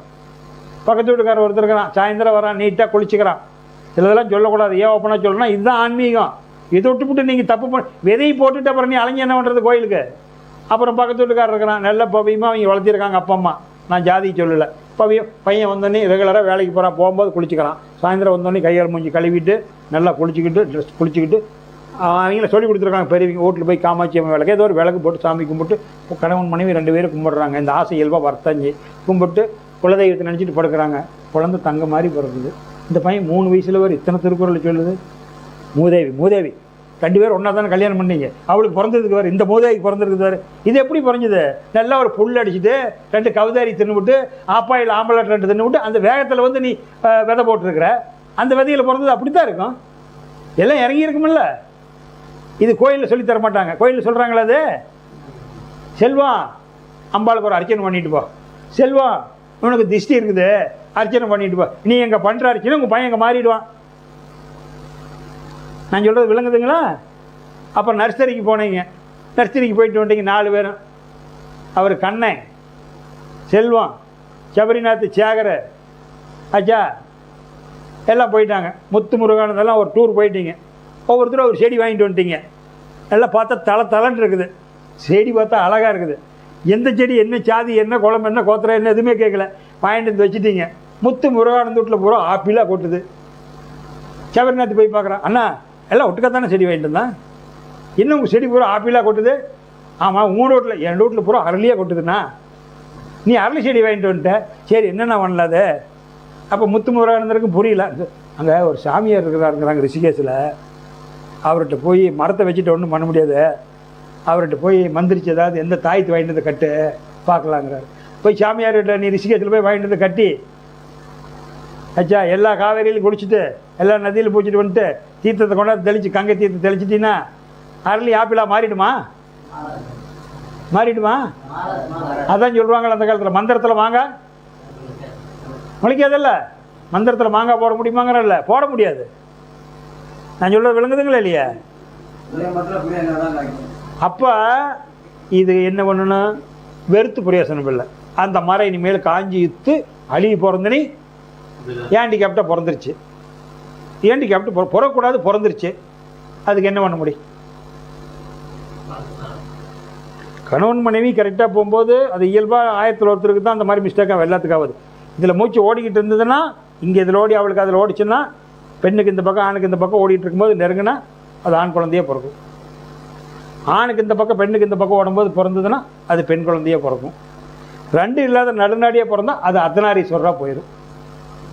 சிவனும் இல்லை சக்தியும் இல்லை, அவன் அர்த்தநாரியாக போயிடுவான், அழியாக போயிடுவான். நடுநாடியில் போகும்போது அந்த விந்து இறங்கினா இதெல்லாம் திருமந்திரத்தில் இருக்குது பார்த்துக்கு. அப்போ என்னென்னா ஆனால் இயல்பாக நடக்காத நம்ம பார்த்து செய்கிறதில்ல. இது மட்டுமே ஓடிக்கிட்டு இருந்தால் அது ஆணாக தான் பிறக்கும். எத்தனை குழந்தை பிறந்தாலும் கடவுளே மாற்றி விட்றான் ஆணு பெண்ணு. இதெல்லாம் இயற்கையாக நடக்குது. சில பேர் அந்த மாதிரி இல்லாதவங்க வேணும்னே இதில் பரவலிச்சே பெற்றுக்குவாங்க. அதெல்லாம் தேவரகசியம் சொல்லக்கூடாது, ஆனால் சொல்கிறேன். அப்போ அந்த மாதிரி வந்துருச்சு. இந்த இதில் ஓடும்போது ஆண் பிறக்கும், இது ஓடும்போது பெண்ணு பிறக்கும், நேரம் வரும்போது அழியாக பிறக்கும். ஆணும் பெண்ணும் இல்லாத இந்த 3ம் இல்லாத வித்தியாசமாக ஹேண்டிகேப்டாக போயிடும் மாற்றுத்திறனாளியாக.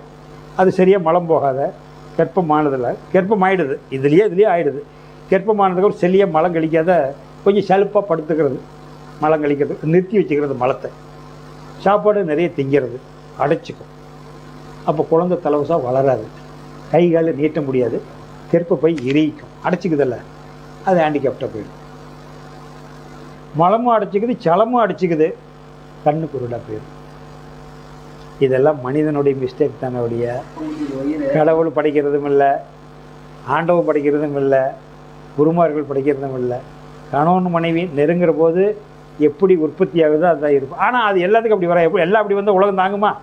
இயல்பு பார்த்தா எல்லாமே திருநங்கையே பிறக்கிறாங்களா, எல்லாமே ஹேண்டிகேப்டாக பிறக்கிறாங்களா? ஏன் பிறக்குதுன்னா 4 தலைமுறை 5 தலைமுறை ஆராய்ச்சி பண்ணி பார்க்கணும். செல்வம் நீ நம்ம ஊரில் பார்ப்ப, இவன் நான் எப்படி இவனுக்கு இந்த மாதிரி பையனா, அப்போ தண்ணியான தண்ணி போட்டுட்டுருக்கிறான், இவனுக்கு இந்த மாதிரி பையனானா, தங்கமான பையன் வச்சுருக்கிறானே, கோடியே பையன் மாதிரி இருக்கிறானே, படிச்சுட்டு போய் வெளிநாட்டுன்னு நினைப்பேன், இவனுக்கு இந்த மாதிரி பையனானா.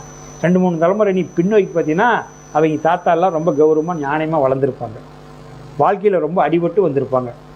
இதே கெட்ட பழக்கம் தறி போட்டு பழகிட்டார், அவ்வளோதான். அவளையே வேறு ஒன்றும் இல்லை. குடியாரனுக்கு இப்படி பையனாமைங்க. சில பேர் நல்லா இருப்பான், கெட்ட பழக்கம் கூட இருக்காது, பையன் அந்தூர்னே போயிடும். இவனுக்கு இந்த மாதிரி பையனானு சொல்லுவீங்க. அவங்க எப்போ பார்த்தாலும் எல்லாம் போகிற ஓராமணத்தை உலையில் போட்டு கொள்ளை அடித்து வாழ்ந்து பணம் சேர்த்து வச்சுட்டு போயிருப்பான். அப்போ அழிக்கிறதுக்கு ஒரு ஆள் வேணுமில்ல. காரண காரியங்களோட வரும். காரணமில்லாத காரியம் இல்லையா? அதான் மரத்தை சொல்லிட்டு ஈஸியாக புரியறதுக்காக. காரணமில்லாத காரியம் இருக்காது.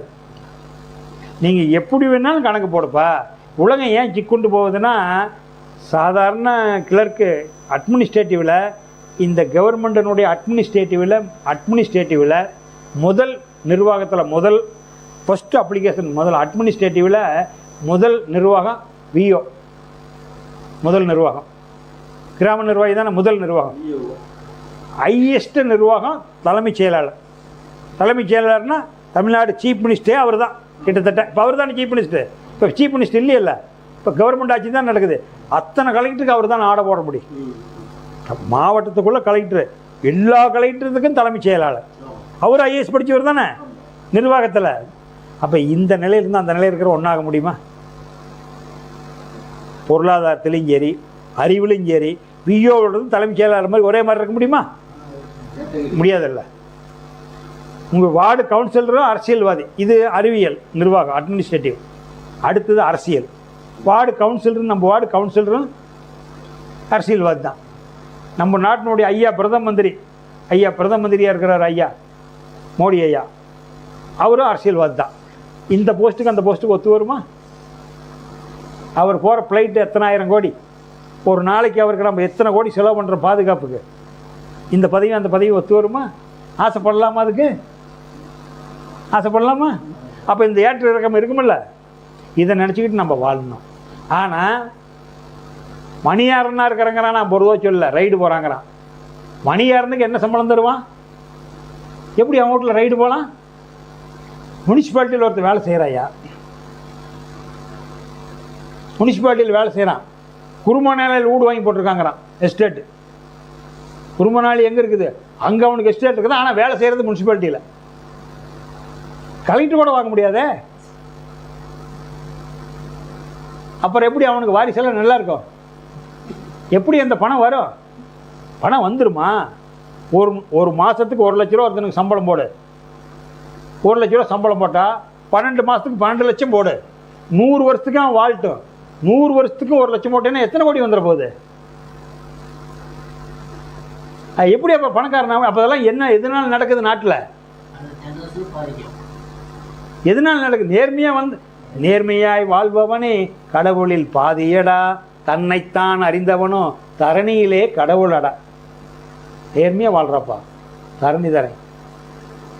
திருநாவிற்கம்பர் பையன் இளையம்பலத்தில் தங்கமான பையன். வீடு உண்டு குடும்பம் தரிப்பற்ற வீடு குடும்பம் வாழலாம். வாழ்ந்தால் அவன் நாட்டில் வாழணுங்கிறான். போகிறவன் வரவன்லாம் சொல்கிறான். வாழ்ந்தால் அவன் மாதிரி வரணும். அதனால் உங்களுக்கு நல்ல பையன் எங்கே போய் கேட்டாலும் நல்ல பையங்கிறாங்க. அருமையான பையன் சபரிநாத்தா அப்படிங்கிறாங்க. சபரிநாத் நல்லா 2 பசங்களையும் பிள்ளைங்களையும் வளர்த்தி கல்யாணம் காட்சி பண்ணி கொடுத்து ஊரில் 4 பேருக்கு நன்மை செஞ்சுக்கிட்டு அவங்க ஒவ்வொரு பிரதோஷம் கொண்டா அவனால் முடிஞ்ச அளவுக்கு 5 படியோ 6 படியோ ஒரு கொண்டாவில் சோறாக்கி வச்சு கொண்டு 10 பேருக்கு தரும் பண்ணிட்டு வாழ்ந்துக்கிட்டே போயிட்டுருக்கிறான். எல்லாம் வாழ்கிறான். 5 மணியான குழந்தைங்களாட்டையும் கட்டி கொடுத்துட்டான். 100 வருஷம் வாழ்ந்துட்டான். டைம் ஆகிடுச்சு ஏமா அனுப்புகிறான்.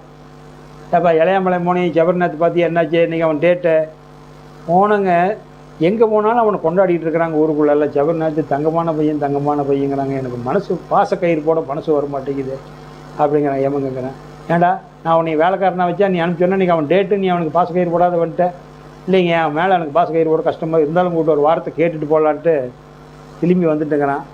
எத்தனை பேர்த்துக்கிட்ட ஒரு 10-15 பேர்த்து கேட்டேன். ஏங்க இங்கே சபரிநாத் இருக்கிறார். ஆமாம் அது பேர் அந்த 4வது வீதியில் 3வது நல்ல பையனை அவனை பற்றி ஏன் கேட்குறீங்க?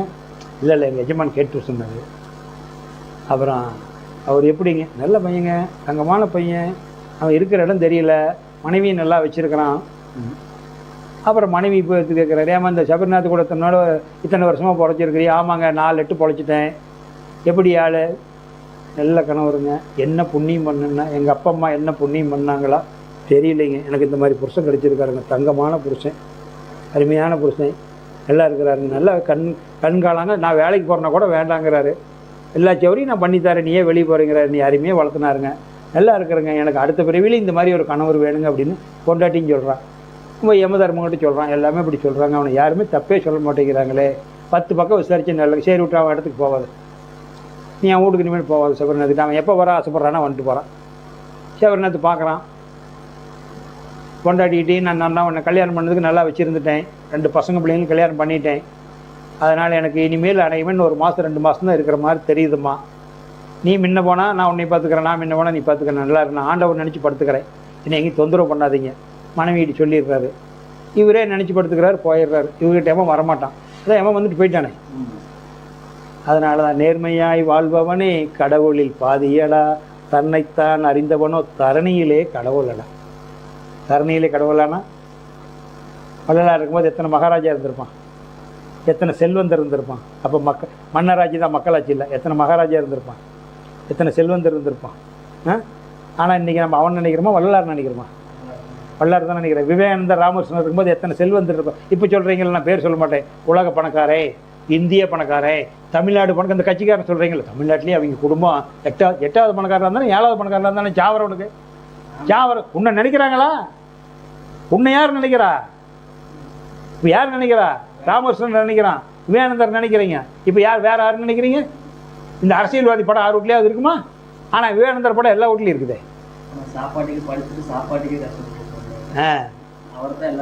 அவளை தான் அதுதான் சொல்கிறேனே. அது அந்த நிலைக்கு வரும்போது எப்படி பணக்காரன் ஆக முடியாதான் சொல்லிட்டேன். மாதம் 1 லட்சமே கிடைச்சா கூட, மாதம் 1 லட்சம் 12 வருஷம், வருஷம் 12 வருஷம்னா 100 வருஷத்துக்கு எவ்வளோ வந்துட போகுது? 100 வருஷத்துக்கு 100 12 மாதம் 12 லட்சம், 12 லட்சம் பெருக்கல் 100 வருஷத்துக்கு போடு, எத்தனை வந்துட போகுது சொல்கிறேன். பின்ன ஆனால் 1000 கோடி 5000 கோடி 10,000 கோடிங்கிறானே. இவனுக்கு தேவை 1 கோடி தான் ஐயா, இவனுக்கு தேவை 1 கோடி தான். நீ அதனால் பிறக்கும்போது நிர்வாணமாக வந்த, நிர்வாணமாக போகிற, போத்துறதுக்கு 1 கோடி உனக்கு எதுக்கு? உனக்கு தெருக்கோடி இருக்குதுல்ல, உனக்கு பூர்வீக தெருக்கோடி, இங்கே 1 கோடி தான் வேணும். ஏன் ஆசைப்படுற? ஆசைப்பட்டால் அக்குறமும் தான் வரும். காமராஜர் ஆன்மீக கேள்வியை நல்ல கேள்வியை கேளுங்க, சாதாரணமான கேள்வி கேட்காதீங்க. இதெல்லாம் இந்த அரசியல் நியாயத்தை இங்கே பேசாதீங்க. ஆன்மீகத்தை பற்றி கேளுங்க, மகான்களை பற்றி கேளுங்க. காமராஜர் மாதிரி யாருக்கு மேலே பிறக்க போகிறது இல்லைங்க.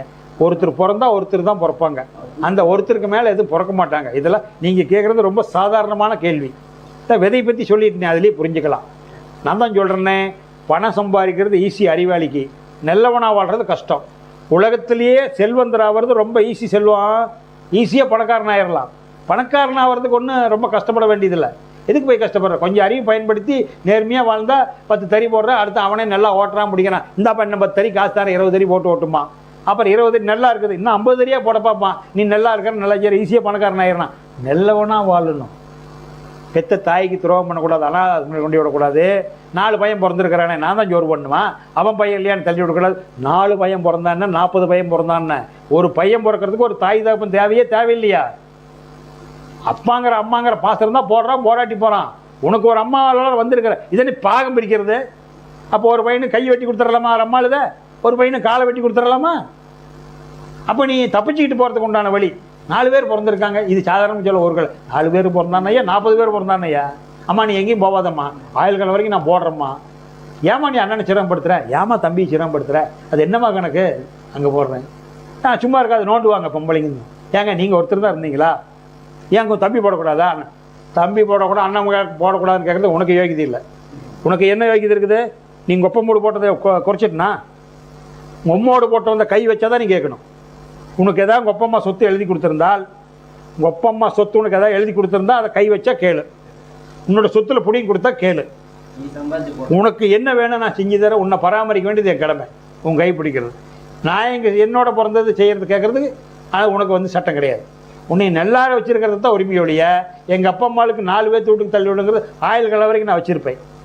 அதுதான் என்னுடைய கணக்கு. சொல்லிட்டு எதுக்கு கேட்குறேன்? எதுக்கும் கேட்க மாட்டேன்.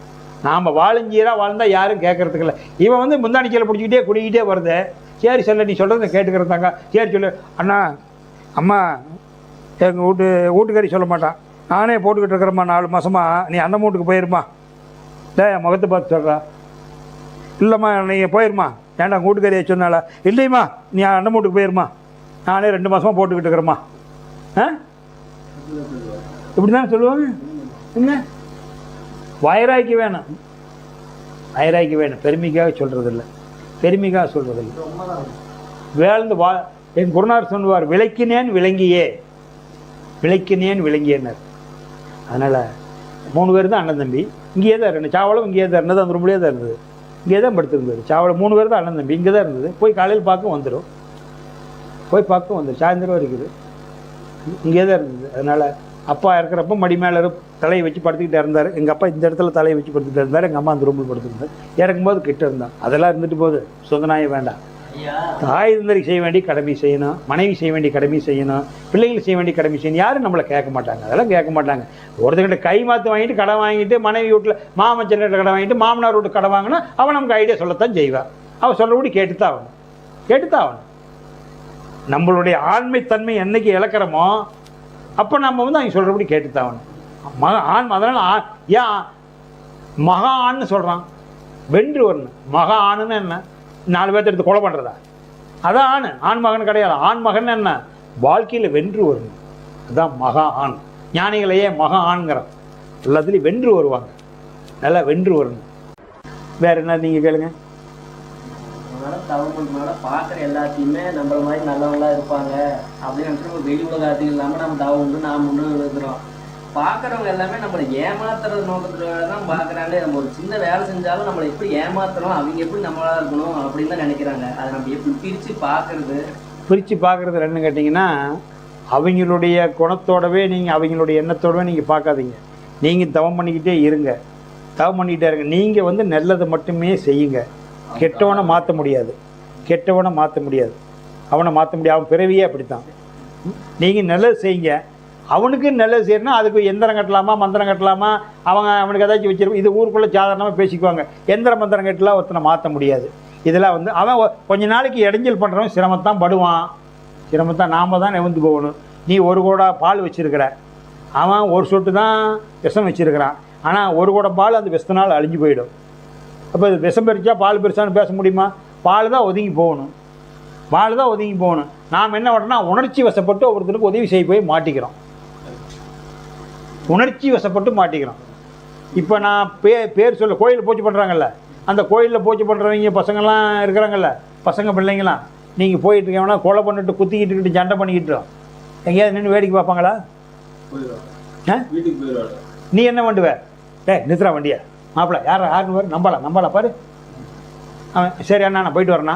இதா என்ன இல்லை, நான் நேராச்சு நான் போயிட்டு வரேன் சொல்லிட்டு போயிடுவேன் தெரியுமா? நிற்கிறானா? எப்படி வளர்த்தி வச்சிருக்கிறான் பிள்ளைய? பையன் என்ன வேடிக்கை வைக்கிறானா? எப்படி கலெக்டர் ஆகிறான், எப்படி நீதிபதி ஆகிறான், வெளிநாட்டு தூதுவர் ஆகிறான், ஜனாதிபதி ஆகிறான். கவலைப்பட்டு என்ன பண்ணுறது, புறாமப்பட்டு என்ன பண்ணுறது? வாழுன்னு அவங்க மாதிரி எப்படி வாழ்கிறாங்க வல்கட்டாயமா, எப்படி வாழ்கிறாங்க? நாம் சனிக்கிழமையை கொண்டா எடுத்து வச்சுரு, ரத்த பொரியலுக்கு ஒரு கொண்டா, கறிக்கு ஒரு கொண்டா, சிக்கனுக்கு ஒரு கொண்டா எடுத்து வச்சுரு, நைட்டே சொல்லிடுறேன். இதையெல்லாம் இழக்கணும். இதையெல்லாம் இழக்கிறவனுக்கு தான் தியானம் செட் ஆகும். இல்லைன்னா என்னென்னா தப்பு ஒன்றும் இல்லை, நான் குறை சொல்லலை. இந்த பிரிவை விட்டுருங்க, அடுத்த பிரிவியில் நினச்சிக்கங்க. மாதம் ஒருக்கா வந்துட்டு போங்க, விளக்கத்தை கேட்டு போங்க, முயற்சி பண்ணுங்க. இல்லை நீங்களும் அடைஞ்சிடலாம், ஏக்கமாக இருக்குது. இந்த பிரிவிலேயே அடையலாம், நான் முடியாது சொல்லலை. அதாவது வீட்டில் போய் நம்மளை இழுப்பாங்க. நண்டு இருக்குதுல்ல, நிறையா நண்டுங்க இழுக்கும், நண்டுங்க இழுக்கும். இப்போ ஒரு 6 மாதம் ஆச்சு நேற்று ஃபோன் பண்ணான்னு சொன்னல, எல்லாம் சொந்தக்காரன் அங்கே விழாவுக்கெல்லாம் போனால் சாப்பிடுச்சோம். அப்போ உனக்கு வில் பவர் இல்லை. அப்போ நீ அடுத்தவன் நம்பி வாழ்கிற, அடுத்தவன் நம்பி வாழ்கிற, உனக்கு வில் பவர் இல்லை. என் சொந்தக்கார வீட்டில் கறி போடுறாங்க, என் பிறந்த வீட்டில் கறி போடுறாங்க, என் தங்கச்சி வீட்டில் கறி போடுறாங்க, நீ சாப்பிடலீன்னு கேட்டால் என்ன என்கிட்ட கேட்க முடியுமா? உனக்கு என்ன வேணும் அதை மட்டும் என்கிட்ட கேளு. உனக்கு சாப்பிட ஆசையாக இருக்குதா, போய் சாப்பிட்டு வா. வீட்டுக்குள்ளே செய்யாத, சாப்பிட ஆசையாக போய் சாப்பிட்டு வா. உன்னோட தாய் தான் இப்போ வேறு, என் தாய் தான் இப்போ வேறு.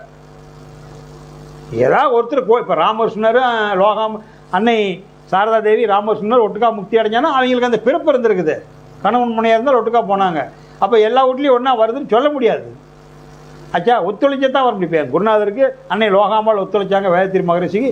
அவர் முக்தி அடைஞ்சார், அவர் மகானா போனார், அந்த அம்மா ஒத்துழைச்சினாலும் போனார். இப்போ எங்கள் வீட்டில் எனக்கு பயிற்சி எடுத்துக்கிட்டாங்க, எனக்கு முன்னாடி அவங்க போய் எடுத்துக்கிட்டாங்க. நல்லா இருக்குது, நீங்கள் போய் எடுத்துக்குன்னு சொன்னதுனால அவங்க போனது. எனக்கு குரு அவங்க தான், எனக்கு குருவே மனைவி தான். அவங்க சொன்னதுனால நான் போய் தெரிஞ்சுக்கிட்டேன். அதனால் எனக்கு ஒத்துழைப்பு தராங்க. அவங்க எதுக்கும் ஆசைப்படுறதில்ல, அதனால் எனக்கு ஒன்றும் பிரச்சனை இல்லை.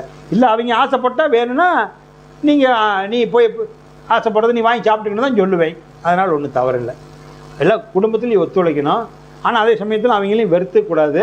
அவங்களையும் கரெக்டாக வச்சுருந்தோமா, கொஞ்சம் கரெக்டாக வச்சுருந்தோம், உனக்கு வேணுங்கிறது நான் வாங்கி தரேன், குறை சொல்லாது, எனக்கு இடைஞ்சல் பண்ணாதம்மா, மாதத்தில் ஒரு நாள் மாதத்தில் ஒரு நாள் எனக்கு ஒதுக்கிடு, நான் நல்ல விஷயத்தை கேட்டுட்டு வரேன், நீ வள்ளினாலும் பரவாயில்ல எனக்கு இடைஞ்சல் பண்ணாதேன்னு சொன்னீங்கன்னா நான் உங்களுக்கு நீங்களே எடுத்து கொண்டு கொடுங்க, வாங்கி தரது, சாப்பிட்டு போகிறாங்க.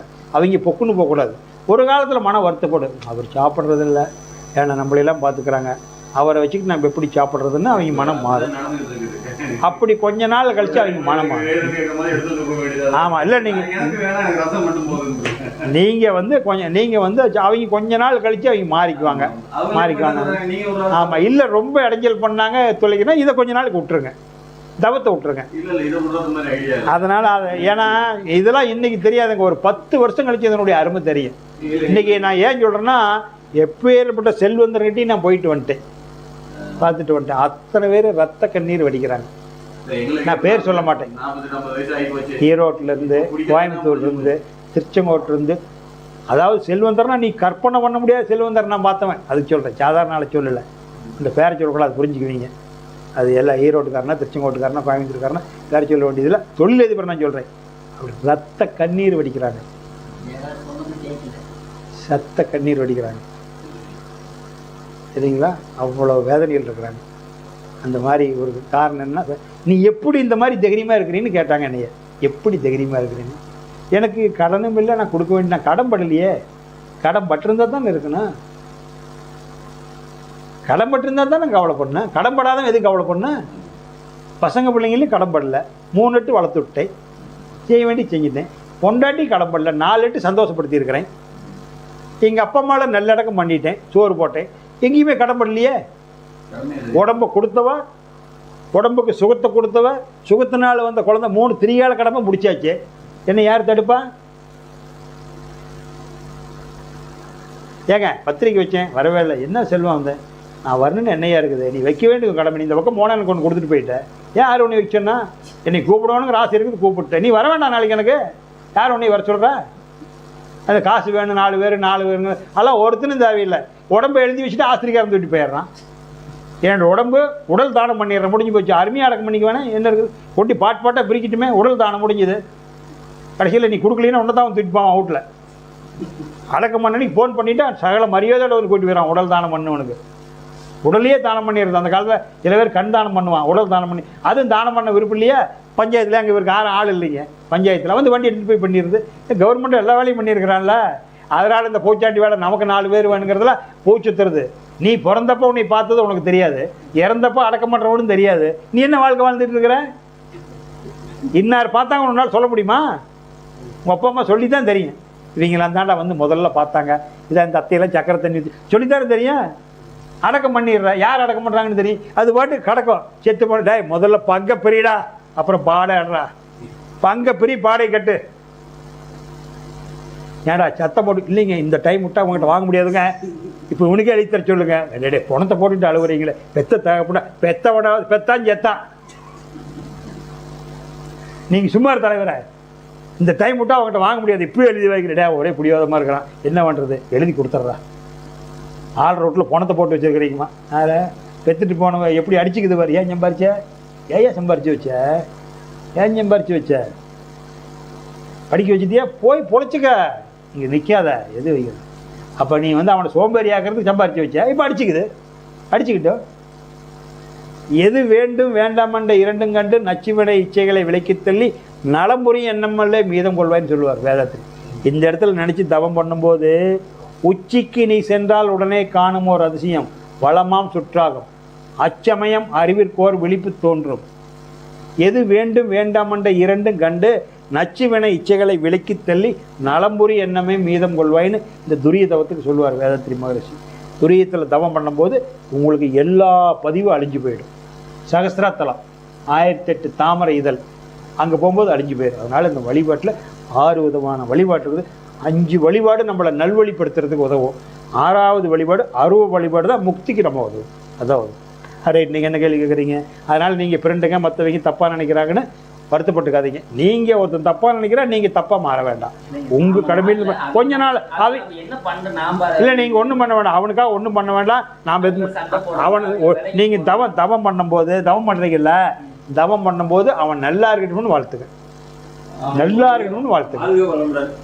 நல்லா இருக்கணும்னு வாழ்த்துங்க. எப்படிங்க நல்லா இருக்கணும்னு வாழ்த்துறது? எனக்கே துரோகம் பண்ணுறானே, எப்படிங்க மனசு ஒரு கஷ்டமாக தான் இருக்கான். இதுதான் மனம். அவன் அதான் நல்லா இருக்கணும்னு வாழ்த்துறீங்கன்னா அவன் மனம் மாறும். ரொம்ப நாள் ஆகும் இதெல்லாம் புரிஞ்சுக்கிறதுக்கு, ரொம்ப நாள் ஆகும். சபரிநாத் மனம் மாறும். அப்போ ஃபீல் பண்ணுவான், நான் சபரிநாத்துக்கு துரோகம் பண்ணிட்டேன், நல்லதுன்னு தெரிஞ்சு நான் மேலே தப்பு பண்ணிட்டேன், என் மேலே தான் மிஸ்டேக்கு, முறையில்லை, என்னை மன்னிச்சிரு சபரிநாத்னு அவனுக்கு ஒரு துன்பம் வருது பாருங்க, அடி வாங்குவான். சொல்கிறான்ல,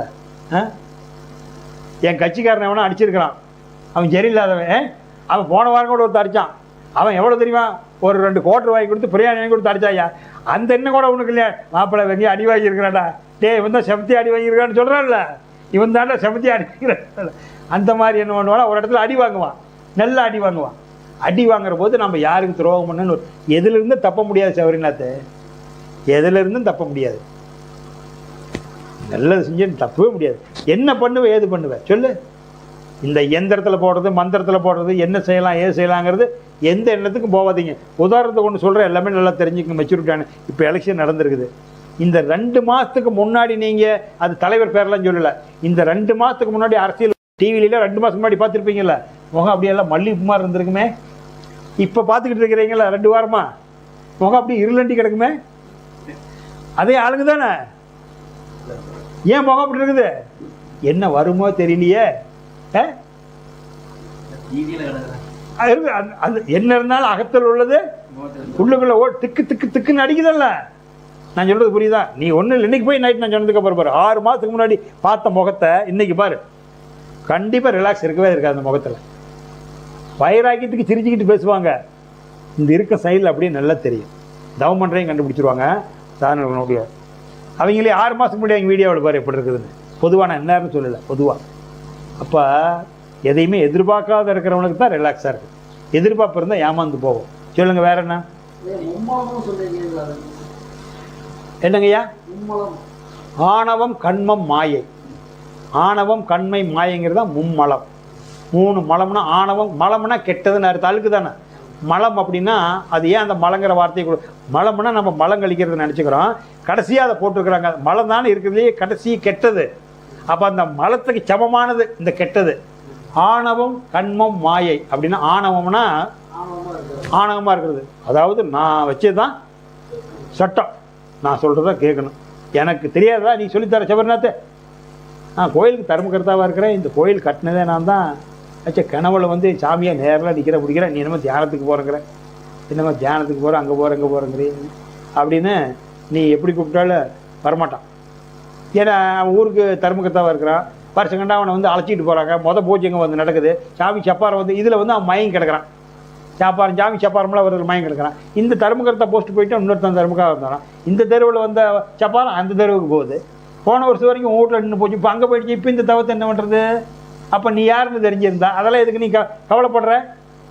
அப்புறம் படுத்துக்குவான், ஐயோ நம்ம தர்மகர்த்தா போயிடுச்சு. அவன் வீட்டில் சரி ஒன்றுத்து பங்காளி அவன் வீட்டில் போய் நின்றுட்டு போகுது, அவனுக்கு போகுது, என் வீட்டுக்கு சாமி வரமாட்டேங்குது. அப்போ சபரிநாத் நீ அப்போயே 10 வருஷம் முன்னாடி சொன்ன தியானம் பண்ண போகலாம், இதெல்லாம் மறந்துடலாம், நல்லா இருக்குது, இதெல்லாம் ஒரு குழந்தைங்க விளையாடுற விளையாட்டு, வேண்டாம் வாண்டான்னு கூப்பிட்டேன், நான் வரலப்பா. இப்போ என்னக்கண்ணா வர முடியுமா? இப்போ கண்ணு கெட்டு போச்சுண்ணா, இப்போ விந்து சக்தி குறைஞ்சி போச்சு, 10-8 ஆகிடுச்சு. 10-8 ஆச்சுன்னு விந்து சக்தி குறைஞ்சிருச்சு. இப்போ மூச்சு ஏற்றணும், விந்து சக்தி ஏறணும். விந்து சக்தி குறைஞ்சா தியானம் பண்ண முடியாது, 100% பண்ண முடியாது. விந்து சக்தி குறைஞ்சிட்டா பண்ண முடியாது. இவெல்லாம் ட்ரை பண்ணிட்டான். அப்போ இப்போ நல்லது தெரிஞ்சுக்கிட்டா நீ கட்டுப்பானமாக வாழ்வ, எல்லாம் குறைஞ்சதுக்கப்புறம் வராது. அப்போ எப்படின்னா அந்த ஏன் 3 சக்தி ஓட்டம் இருக்குதுன்னா, அந்த தண்ணி இருக்குது, கடல் நீரின்றி அமையாத உலகங்கிறான். தண்ணின்னு ஒன்று இல்லைன்னா உலகம் உற்பத்தின்னு ஒன்று ஆகாது. இப்போ இந்த தண்ணி இருக்குதுல்ல, தண்ணி கொண்டு அடுப்பில் வைக்கிற, அடியில் பற்ற வைக்கிறீல்ல, நெருப்பு இருக்குது, நெருப்பு அடியிலேயே தான் இருக்குது. இப்போ இந்த தண்ணியில் அந்த நெருப்பு ஏறிடுச்சு இல்லையா? தண்ணியில் நெருப்பு ஏறிடுச்சு இல்லையா? முதல்ல வச்சு தண்ணி இப்போ கை விட முடியுமா? அப்போ தண்ணிக்குள்ள நெருப்பு இருக்குதுல்ல, ஏற்கனவே தண்ணியே தான் இருந்தது. தண்ணி நெருப்பாயிடுச்சா? நெருப்பு கொஞ்சம் தூரம் ஆயிடுச்சு, தட்டை மூடி வச்சு தட்டை எடுக்கிற, மேலே குப்பு குப்புன்னு. அப்போ அதில் என்ன இருக்குது? நீர் இருக்குது, நெருப்பு இருக்குது, காற்று இருக்குதுல்ல. தண்ணியில் பார்த்தா சாதாரணமாக தண்ணி, நீர், நெருப்பு, காற்று, இதான் வாதம் பித்தம் சுலோகம். மண் கீழே இருக்குது, விண்ணு மேலே இருக்குது, 3 ஓடுதான். நான் சொல்ல ஈஸியாக தானே சொல்கிறேன். அப்போ இந்த 3 கரெக்டாக வச்சுருக்கணும். வரல அப்போ இந்த 3 சக்தி நல்லா இருக்கும்போதே, ஏற்றி இறங்கிட்டு இருக்கும்போதே, விந்து சக்தி சுரப்பு இருக்கும்போதே இவன் எல்லாத்துலேயும் கட்டுமானமாக இருந்திருந்தால் உடம்புல சொல்கிறது காந்த மாதிரி நிற்கும். அப்போ இந்த சக்தி குறைஞ்சி போச்சு. இப்போ மூச்சு ஏற்றி இறக்க முடியாது.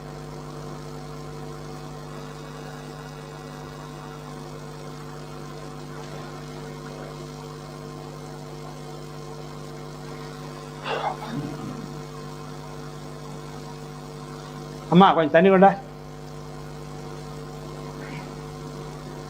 முள்ளக்கல்ல பண்ணிட்டாரு.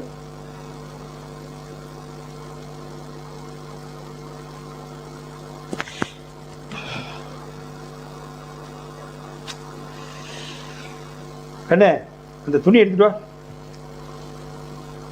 உடல் இதனால தான் இதுக்கு அத்தனைக்கும் காரணம் விந்து சக்தி உடம்புல இல்லை. அனைத்துக்கும் காரணம் விந்து. இதெல்லாம் சாதாரணமான விஷயம் இல்லைங்கய்யா. எல்லாத்துக்கும் இதெல்லாம் சொன்னால் ஓப்பனாக கற்றுக்க மாட்டாங்க. அதுக்காக தான் சொல்லுவாங்க, விந்து சக்தி இருந்ததுன்னா உடம்பு இரும்பு மாதிரி இருக்கும். இரும்பு மாதிரி இருக்கும். அதாவது வந்து கல்யாண வீட்டில் நிறையா சடங்குகள் இருக்குது. அதில் நீங்கள் முக்கியமாக 4 கேட்டிருக்கிறீங்க. வண்ணார், நாவிதர், குயவர், கெட்டிமேளம். இது என்னென்னு கேட்டிங்கன்னா சபரிநாத்தை எல்லாமே நல்லா தெரிஞ்சுக்குங்க. அதனால் இந்த சித்தாந்தத்தில் மட்டும் அறிவை மட்டும் அறிஞ்சு பார்த்தீங்கன்னா நீங்கள் தெரிஞ்சுக்கலாம். பார்த்தா சடங்கு மாதிரி தெரியும், ஆனால் அதுதான் தொழில். சொல்கிறேன் உங்களுக்கு விவரம். பார்த்தா சடங்கு மாதிரி தெரியும், ஆனால் அதுதான் தொழில். எப்போ? 18ஆம் நூற்றாண்டில். எப்போ? 19ஆம் நூற்றாண்டில். 1ஆம் நூற்றாண்டுலேருந்தே வருது இந்த பழக்க வழக்கம். 1ஆம் நூற்றாண்டுலேருந்தே வருது. இது எப்போ இருந்ததுன்னா 19ஆம் நூற்றாண்டு பாதி வரைக்கும் இருந்தது. நான் செவி வழியே கேள்விப்பட்டிருக்கிறேன், சிலதை நேரில் பார்த்துருக்கிறேன். ஏன்னா நான் 1959 பிறந்தது. 70 வந்து நான் வந்து எனக்கு 70 ஆகும்போது 11 வயசு பையன். 70 வரைக்கும் நான் நேர்லேயே இந்த நிகழ்ச்சியெல்லாம் பார்த்துருக்குறேன். 75க்கு மேலே கொஞ்சம் கொஞ்சமாக படிப்படியாக அந்த நிகழ்ச்சி கொஞ்சம் கொஞ்சமாக மாறிடுது. இப்போ நான் உங்கள் நிகழ்ச்சிக்கு வர்றேன். அப்போ ஒரு கல்யாணம் ஏற்பாடு பண்ணாங்களா, 4 பேர் பொண்ணோடு மாப்பிள்ளையோடு பேசி முடிச்சுக்கிட்டா யார் வீட்டில் கல்யாணம் நடக்குதா அவங்க வந்து ஊர் ஒன்று கூடி 4 பேர் அங்காளி பங்காளியெல்லாம் சேர்ந்து அவங்க வீட்லேயே பந்தை போட்டு மோங்க நிறுத்தி பந்தை போட்டு வாழை மட்டை கவுண்ட் விட்டு காட்டு பக்கம் போனால் அங்கே மாதிரி பிள்ளை கல்யாணம் வச்சுருக்குறேங்க. சரி 2 வாழை மட்டை பொறிச்சிட்டு போமா, 2 தென்னை மாட்டையில் 2 பொறிச்சிட்டு போவாங்க. தென்னை மாட்டை கீத்து கட்டி பச்சை மாட்டையில் உட்கார வச்சு பொண்ணு மாப்பிள்ளை கட்டி அந்த வாழை மட்டையை கீத்த பின்னி சொருவி இருப்பாங்க ஈக்குமத்து குச்சி மாதிரி. நான் பார்த்துருக்குறேன். 70 வரைக்கும் இதெல்லாம் நடந்தது. அது செய்வாங்க. அப்போ என்னென்னா நான் சொன்னேன்ல, 4 முழம் வேட்டி கட்டியிருந்தா 1 முழம் துண்டு போட்டிருந்தா அவன் செல்வந்தர். அவன் 4 முழம் வேட்டி கட்டி மேலே துண்டு போட்ட செல்வந்தர். ஒரு சைக்கிள் வச்சுருந்தானா செல்வந்தர். அதுக்கு மேலே பிறப்புலேருந்து இருப்ப வரைக்கும் வெறும் கோமணத்தையே கட்டியிருப்பான். பிறப்புலேருந்து இருப்ப வரைக்கும் பொம்பளை ஒரே சீலை சுற்றி இருப்பான். வேறு சீலையே இருக்க சைக்கிளில் இல்லை, ஒரே சீலை சுற்றி இருப்பான்.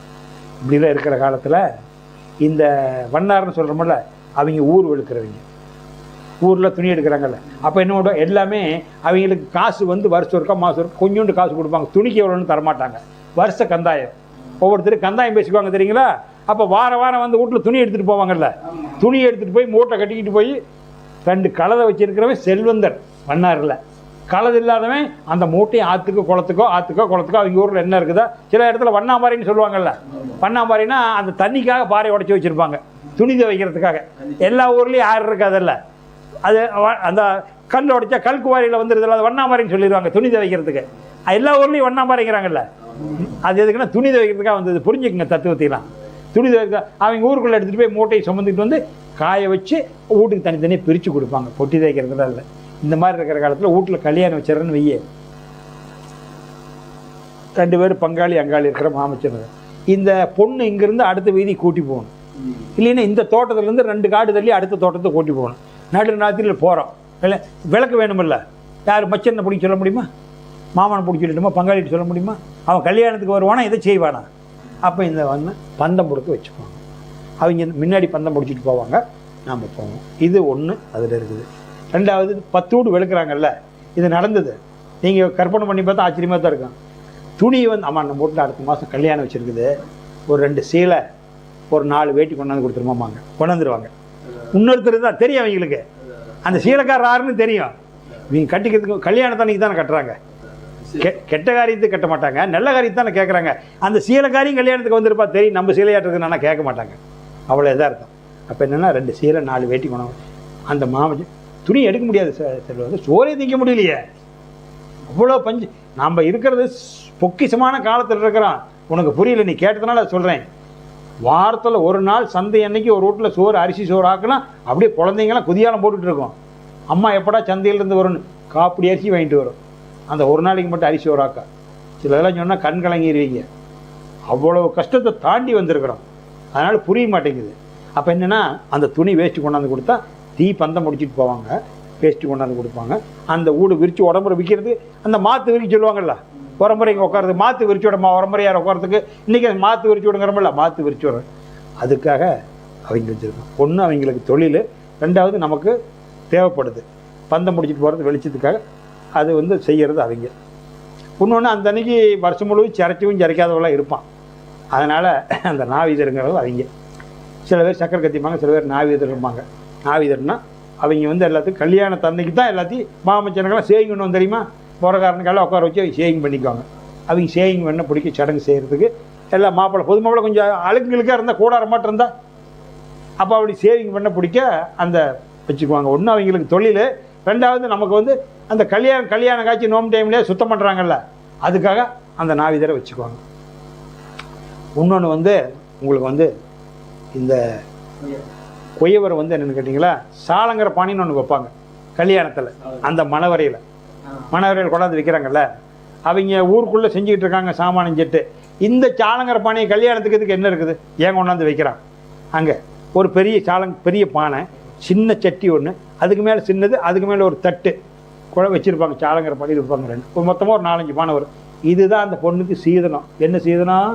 தாய் விட்டு அதப்போ சீதனம். அறிவணி 200 வருஷம் பின்னோக்கி போனேன்னு தான் நான் சொல்கிறத புரிஞ்சிக்க முடியும். அதுதான் சீரை, அம்மோட்டு சீரை அதுதானுங்க. பின்னதுக்கு அதை கொடுக்குறான், அதுதான் சீரு. தாய் விட்டு சீதனமே அதுதான். அந்த பானை பிள்ளை தண்ணி ஊற்றி வச்சுக்கிறதுக்கு, சட்டி சோறாக்கிறதுக்கு. தடைச்சட்டி வந்து அந்த சோத்தை ஆப்பையில் போட்டு பேஞ்சி ஒன்றா கூட்டாஞ்சோராக திங்கிறது. 4 தடைச்சட்டி கொடுக்க முடியாது. 4 தட்டி வாங்குறதுக்கு ஒரு தட்டி 5 பைசா எங்கே போகிறது காசுக்கு? 4 தடைச்சட்டி வாங்கினா பணக்காரன் கொடுப்பா.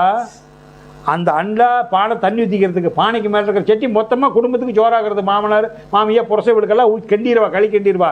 அந்த தடைச்சட்டியில் போட்டு பேஞ்சி எல்லாத்துக்கும் எடுத்து கையில் உருண்டை பிடிச்சி கொடுப்பா. மாற்று சட்டி வெளி கிடையாதுப்பா. அதுதான் தாய் விட்டு சீதனம். சொப்பு ஒன்று இருக்கும், தண்ணி மோண்டு ஊற்றிக்கிறது. குப்பைச்சி மாதிரி சொப்பு இருக்குது தெரியுமா, 2 வச்சுருப்பாங்க தெரியுமா, இதுக்கு கொண்டாந்து வைக்கிறது. சாலங்கிற பானை கொடுக்குறது கொய்யவும் கூட. இந்த சடங்கெல்லாம் ஒன்று அவங்களுக்கு தொழில், 2வதுக்கு சீதனமே அதுதான் அந்த காலத்தில் இருந்தது. ஆனால் இன்றைக்கும் சில பேர் அதை செய்கிறான் பய உணர்வுனால. கல்யாணம் 1 வாரத்துக்கு முன்னாடி பீட்டி பேருக்கு போயிடுறான்ல, நாவிதர் வந்து சேவிங் பண்ணிகிட்டு இருக்கிறானா, பீட்டி பேருக்கு போயிடுறான்ல. இன்றைக்கி அது தேவையா? பீட்டி பேருக்கு போயிடுறான்ல, ரைட்டு. கரண்ட்டை கூட நம்புறதில்லை, ஜெனரேட்டர் வச்சு மோட்டர் போட்டு கூட்டி போகிறதில்ல மாப்பிள்ளைக்கு. இன்றைக்கி அந்த பந்தம் பிடிக்கிறது தேவையா? நான் வேண்டான்னு சொல்லலை, தேவையா? அப்போ அன்றைக்கி தொழில் வந்தான். இன்றைக்கி அந்த சடங்குக்காக போய் கூப்பிட்டா பிடிக்கணும். நாமெல்லாம் நீ கல்யாணத்துக்கு 15,000 கம்மி வர்றதில்லையே. நான் 5,000 கம்மி. திருநாவை நம்ம வீட்டில் பிள்ளைக்கு திரட்டி வச்சுருக்குது, அது ரைட்டு. திருநாவை நான் 10,000 ரூபாய்க்கு கம்மி பந்தம் பிடிக்கிறது இல்லைப்பா. அறிவறி திருநாவதெல்லாம் வேண்டாம்ப்பா. அந்த காலத்தில் லைட்டுக்காக கொடுத்தப்போ பெட்ரோல் லைட் வச்சு, இல்லைடா அது அம்மா அப்பாலாம் சொல்கிறாங்க. இதெல்லாம் வெண்டு வர்றதுன்னா நான் வென்று வந்துட்டேன். எங்கள் பசங்க பிள்ளைங்களுக்கு அந்த மாதிரி சடங்கெல்லாம் பண்ணலை, நான் எல்லாம் வென்று தான் வந்துட்டேன். அது தெரியும் தெரிஞ்சு இதெல்லாம் வெல்றதுன்னா அறிவு தெரிஞ்சுக்கணும். அப்போ இன்றைக்கி நீ வந்து 2 லட்ச ரூபா கொடுத்து சோடியம் லைட் போடுறியா, அந்த பந்தம் முடிச்சுட்டு போகாட்டி என்ன? அதை சாக்காட்டி உனக்கு பயம் 15,000 கேட்குறான். சொல்லு பார்க்கலாம். அதனால தான் அந்த 5,000 கேட்குறான். அதனால் அது வைக்கிறது. அப்போ மேளம்னா என்ன கேட்டிங்கன்னா, அந்த கெட்டி மேளம் ஏன் கொட்டுறதுன்னா, அந்த கெட்டி மேளம் கொட்டுறதுன்னா கரெக்டாக நீ முகூர்த்த நேரம் சாப்பிட்ற பிடிக்க செஞ்சுட்டு இருக்கிறேன். அவன் தாலி எடுத்து கட்டுவான், வேண்டும் வேண்டாதும் வெள்ளம் வந்திருப்பான். மகராசனா முத்துமுருகானன் சொல்கிறாரு, சரவணன் சொல்கிறாரு, அச்சா எல்லாம் சபரிநாத் சொல்கிறார், எல்லாம் சொல்கிறாங்க செல்வமெல்லாம் நல்லா இருக்குது, தங்கமான பையன், நல்ல குடும்பம். அப்பா மகராசனாக இருக்க, வாழ்க வளமுடன், வாழ்க வளன்னு இருக்கிறான். மூட்டில் பொறுத்தாண்டு வச்சு உட்காந்துருக்கணும். நாசமாக போனது. குட்டி சடை போடணுங்கிறேன். நாசமாக போயிடும். என் பையனுக்கு என்ன பொண்ணு கிடைக்கல, என் பையனுக்கு பொண்ணு கட்டுறாளா, நாசமாக போகட்டும் பாரு அப்படின்பா. இந்த காது எதுலையுமே அதில் விழுவக்கூடாது. அந்த அவங்களுக்கு விழுந்துடக்கூடாது. பக்கத்தில் உனக்கு விழுவலாம், அந்த பொண்ணு மாப்பிள்ளை காதில் விழுந்துடக்கூடாது. இல்லை அவங்க பொக்குன்னு போயிடுவாங்கல்ல. தட்டுறா மோளத்தை கெட்டியே தட்டுறா. அந்த கெட்டி மோளம் தட்டுறதுன்னா மற்றவங்க புத்தி கேட்கக்கூடாது. அதுக்காக இந்த சடங்கெல்லாம் வச்சாங்க. அர்த்தமுள்ள இந்து மதம்னா அவ்வளோத்துலேயே அர்த்தம் இருக்குது. நம்ம அர்த்தத்தை புரிஞ்சுக்கிறது இல்லை. அடுத்தது திருஷ்டி கழிப்பதற்கு வரமிளகாய், எலுமிச்சம்பழம், கல்லுப்பு, முட்டை, சேவல், பூசணிக்காய், தேங்காய் இவை உண்டான விவரம் சொல்லுங்கள். அருமையான கேள்வி கேட்குறாரு. எப்பேற்பட்ட கேள்வி பாருங்க. எல்லாம் அதில் பாருங்க, உங்களுக்கு அதுலேயே விளக்கம் வந்துடும், நீங்கள் தெரிஞ்சுக்கலாம். நீங்கள் பாருங்கள், திருஷ்டி கழிக்கிறது எப்படி வச்சுருக்காங்கன்னா, திருஷ்டி கழிக்கிறதுனால நீ செல்வந்தர் ஆயிட முடியாது. இன்றைக்கி அப்படி பார்த்தா எத்தனை இல்லாதவங்க எத்தனை இடத்துல திருஷ்டி கழிச்சிட்டு இருக்காங்க, செல்வந்தர் ஆகணுமல்ல. ஆனால் திருஷ்டி கழிக்கிறத ஏன் பழக்கத்தை ஏற்படுத்தினாங்க அப்படின்னா, இந்த கல்யாணம் சொன்ன பார்த்தீங்களா, அதே மாதிரி தான். வாரத்தில் ஒரு நாளைக்கு 18ஆம் நூற்றாண்டு 19ஆம் நூற்றாண்டு பாதியில் வாரம் ஒரு நாள் அரிசி சாப்பாடு சாப்பிட்றது நான் செல்வந்தர்னு சொல்லியிருக்கிறேன்னா அவன் செல்வம் கஷ்டப்படுறாருப்பா பையன், அந்த சேகர் கஷ்டப்படுறாரு. அதனால் சபரிநாத்தை பார்த்து அந்த பசங்களுக்கு ஏதோ வாரம் ஒரு அரைப்படி அரிசி கூட, இது பணக்காரன் தானே, உங்கள் வீட்லாம் உங்களுக்கு நீங்களாம் வாரம் 4 படி 5 படி அம்மா வாங்கிட்டு வருது, அரைப்படி கூட அப்படின்னு சொன்னால் சபரிநாத்து மனம் இறக்கப்படுறான். ஆமாம், ஒரு காப்படி அரிசி அந்த பிள்ளைங்க கூட பட வேலையை பார்த்துட்டு நானே பல கஷ்டப்பட்டு 5 படி வாங்கிட்டு வரேன், நீ அதில் காப்படி கொடுக்க சொல்கிறேன், நம்மள கொடுக்க முடியாது, பாடுபட்டு வாங்கிட்டு போகிறாங்க, நீ ஏன் கொடுக்க சொல்கிற அப்படின்னு சொல்லிடுவாங்க. நீ இப்போ பரிதாப்படுற, ஆனால் வீட்டில் இருக்கிறீங்க பரிதாப்படுறதில்லை. பொதுவாக சொல்கிற உன்னையும் நினச்சிக்காத. அப்புறம் இப்போ நீ என்ன கேட்ட, வரமிளகா, உப்பு, எலுமிச்சம்பழம், தேங்காய், பூசணிக்காய், முட்டை, சேவல் இதெல்லாம் சடங்கு பண்ணுறாங்க, பார்த்துருப்பீங்க. இப்போ குறைஞ்சிச்சு. இப்போ நல்லா கேட்டுக்குங்க, கரெக்டான முக்கியமான பாயிண்ட். ஊருக்குள்ள போய் எல்லாத்தையும் சொல்லுங்க, ஆராய்ச்சி பண்ணிங்க. இது எல்லாமே புழங்குற பொருளா புழங்காத பொருளா நல்லா தெரிஞ்சுக்குங்க. நல்லா செல்வம் அருமையாக புரிஞ்சுக்க. நாளைக்கு போய் சூரிய மடத்தில் உட்காந்து நல்லா சொல்லு. எல்லாம் புழங்குற பொருள் தானே. புழங்காத பொருள் ஏதாவது திஷ்டி சுற்றுறானா, அரளிக்காய், நார்த்தங்காய், ஏதாவது புழங்காத செடிதான் சுற்றி போடுற, எதையோ ஒன்று சுற்றி போடலாமல்ல. ஆட்டாக்கார சிரிக்கிறார் பற்றியா, எதையோ ஒன்று சுற்றி போடலாமல்லங்க. ஏன் இதை சுற்றி போடுற, இது எல்லாமே புறங்குற பொருள் தானே. இது நல்லா புரிஞ்சுங்க. முதல்ல இதை சொல்லிடுறேன், அப்புறமா அதுக்கு வரேன். ஏன் வச்சு மிளகா சுற்றி போட்டுடுறேன், உப்பு சுற்றி போட்டுடுறேன், பூசணிக்காய் கொண்டு உடைச்சிட்றேன், தேங்காயும் உடைச்சிட்றேன், கோழியை திருவி ஒரு இடத்துல போட்டு, ஏன்னா கோழி கொண்டு அப்படி விட்டு ஓடி போயிடுமில்ல. அல்லது மரத்தில் கட்டி போட்டிருந்தாலும் யாரோ கோழி கட்டி போட்டிருக்காங்கன்னு நினைப்ப, பிடிக்க மாட்டான். திரி போட்டு வந்துட்டா யாரோ சாங்கி போட்டுருக்காங்க. முட்டையை உடைக்க சொல்கிறானா பேச்சு வச்சுட்டு வர சொல்கிறானா, கரெக்டு. அதையும் உடைச்சிடலாமில்ல. தேங்காயாட்டா முட்டையை ஒரு வாரமாக வச்சுட்டு வந்து முக்குடி தடத்தில் கொண்டு முக்குடி தடம்னா கிராஸ் பண்ணி போவோம். ஏன் முக்குடி தடங்கிறது மோசம் இல்லை. அந்த இடத்துல ஒரு இடத்துல முக்குடி தடமாக பார்த்தோமா, அந்த முட்டையை ஓரமாக மண்ணில் பேச்சு வச்சுரு, கோழி திரி போட்டு வந்துடுங்க. தேங்காய் எலுமிச்சம்பழம் ரோட்டில் உடச்சிட்டு வந்துடுங்க. எலுமிச்சம்பழம் வாங்க, தேங்காய் கல்லுப்பெல்லாம் சுற்றி போட்டுருங்க. பூசணிக்காய் உடைச்சிருங்க, தேங்காய் உடைச்சிருங்க. இது நல்லா புழங்குற பொருள் தான். புரிஞ்சுக்கிட்டீங்க. அறிவறிஞ்ச பெரியோர்கள் இதை ஏன் ஏற்படுத்தினாங்கன்னா, இதெல்லாம் பல நூறுகளுக்கு முன்னாடி. இப்போ இது குறைஞ்சி போச்சு. இப்போ 20ஆம் நூற்றாண்டில் வரைக்கும் இருந்தது, கொஞ்சம் குறைஞ்சிருச்சு. இப்போ 21ஆம் நூற்றாண்டில் கூட இந்த பூசணிக்காய் உடைச்சி போகிறது, தேங்காய் சுற்றுறதுன்னு நிறுத்த முடியல. மற்றெல்லாம் நிறுத்திக்கிட்டாங்க. இந்த மொட்டையை சுற்றி கொண்டு வெளியே போகிறது, கோழி சுற்றி போகிறதெல்லாம் நிறுத்திக்கிட்டாங்க. இந்த பூசணிக்காய் சுற்றி போகிறது, இந்த எலுமிச்சங்காய் அறுத்து போகிறது இன்னும் செஞ்சுக்கிட்டு இருக்குதுங்க உடல. இப்போ நீங்கள் புரிஞ்சுக்க, நல்லா முக்கியமான பாயிண்ட் கொண்டு நீங்கள் கேட்டீங்கல்ல, அதுக்காக சொல்லிவிட்டு, அந்த பஞ்ச காலத்தில் சோறே சாப்பிட முடியாத காலத்தில் அவங்கள்ட்ட அந்த வீட்டில் பட்னியாக இருக்கிறாங்கப்பா, ஒரு காப்படி அரிசி இருந்தால் கொடுன்னு சொன்னால் கூட வேலையை பார்த்துட்டு கொடுக்க மாட்டாங்க. அப்போ அறிவறிஞ்சு பெரியவர்கள் என்ன சொல்கிறாங்க, கொஞ்சம் தெரிஞ்சுவீங்க. இப்போ நான் விஷயம் சொல்லிகிட்டு இருக்கிறேன்ல, சொன்னவொன்று கேட்பீங்கல்ல, அப்போ கேட்குறோம். இந்த மாதிரி அறிவறிஞ்சவங்க அப்போ என்ன பண்ணாங்களா, வீட்டுக்கு முன்னாடி போய் நின்றுக்கிட்டு அவங்களே, வீட்டுக்கு கந்துஷ்டி அதிகமாக இருக்குது, நல்லா இருக்கிற வீட்டுக்கு முன்னாடி போய் நின்றுக்கிட்டு, கந்துஷ்டி அதிகமாக இருக்குது, உங்கள் பசங்க பிள்ளைங்க மேலே ஊர் கண்ணே இருக்குது, உங்களுக்கு 6 மாதம் 1 வருஷத்தில் ஆபத்து வர்ற மாதிரி இருக்குது. ஐயோ அப்படியே சாமி, என் பிள்ளைங்களுக்கு எந்த இடைஞ்சலும் வரக்கூடாது. நீங்கள் என்ன பண்ணுறீங்கன்னா, நல்லா முத்தின தேங்காயை ஒரு தேங்காய் உடைச்சி வெள்ளிக்கிழமை மண்டா உடைச்சி போட்டுருங்க. காக்கில் வரமிளகா, நல்ல கருமிளகாயை வரமிளகா சுற்றி காக்கில் ஒரு கை உப்பு ஒரு கை மிளகா கொண்டு சுற்றி போட்டு வந்துடுங்க. எலுமிச்சங்காய் நாளாக பிளந்து போட்டு வந்துடுங்க. வாரத்தில் ஒரு நாளைக்கு ஒரு கோழி திரி போட்டுருங்க. அப்படியே அதை எப்பவே செய்கிறேங்க. ஏற்கனவே காப்பிடி அரிசி தள்ளினா இப்போ உங்கள் குழந்தை குட்டி நல்லா இருக்கும். ஊர் கண்ணு மேலே பட்டுக்கு சொன்னல, வாரந்தவராக செஞ்சுக்கிட்டே இருக்கிறான். செவ்வாய்க்கிழமை கொண்டா எலுமிச்சம்பழம் அரிஞ்சு போடுறது, வெள்ளிக்கிழமை கொண்டா தேங்காய் உடைக்கிறது, ஞாயிற்றுக்கிழமை கொண்டா கோழி திரி போட்டு வர்றது. என் பிள்ளைங்க நல்லா இருக்கட்டும்னு நீ போட்டு இந்த பக்கம் வந்துடுறியல, 10 நிமிஷத்தில் வந்து அது இல்லாத முறைக்கு போயிடுவோம். அது அப்படியே கிடக்காது. ஏழை அந்த கோழி தூக்கிட்டு போயிடுவான். மிளகா எடுத்து கல்லுப்பு தானே, சால்ட்டு பவுடர் கிடையாதுல்ல, கல்லுப்பு தானே. இது கல்லுப்புலாம் பொறிக்கிட்டு போயிடுவாங்க. உப்பு வாங்கினா பணக்காரப்பா, தீப்பெட்டி இருந்தால் பணக்காரப்பா. நான் சொல்கிறது விளையாட்டாக இருக்கும். நெருப்புட்டி இருக்காதப்பா. பக்கத்து வீட்டில் நெருப்பு கை மாட்டு வாங்கிட்டு தான் வீடு அடுப்பத்தை வைப்பாங்க. எரிஞ்சிக்கிட்டு இருக்கும் நெருவு. கரண்டி எடுத்துகிட்டு போய் அந்த கரண்டியில் ஒரு கரண்டி நெருப்பு வாங்கிட்டு வருவாங்க இவங்க அடுப்பத்தை வைக்கிறதுக்கு. நெருப்புட்டி இருக்காது தவிரனாத்து சாதாரணமாக நீ பார்த்தா சில்லற சாதாரணங்கிற. நெருப்புட்டி இருக்காதப்பா. நெருப்புட்டி இருந்தால் தான் பணக்காரங்கிறனே.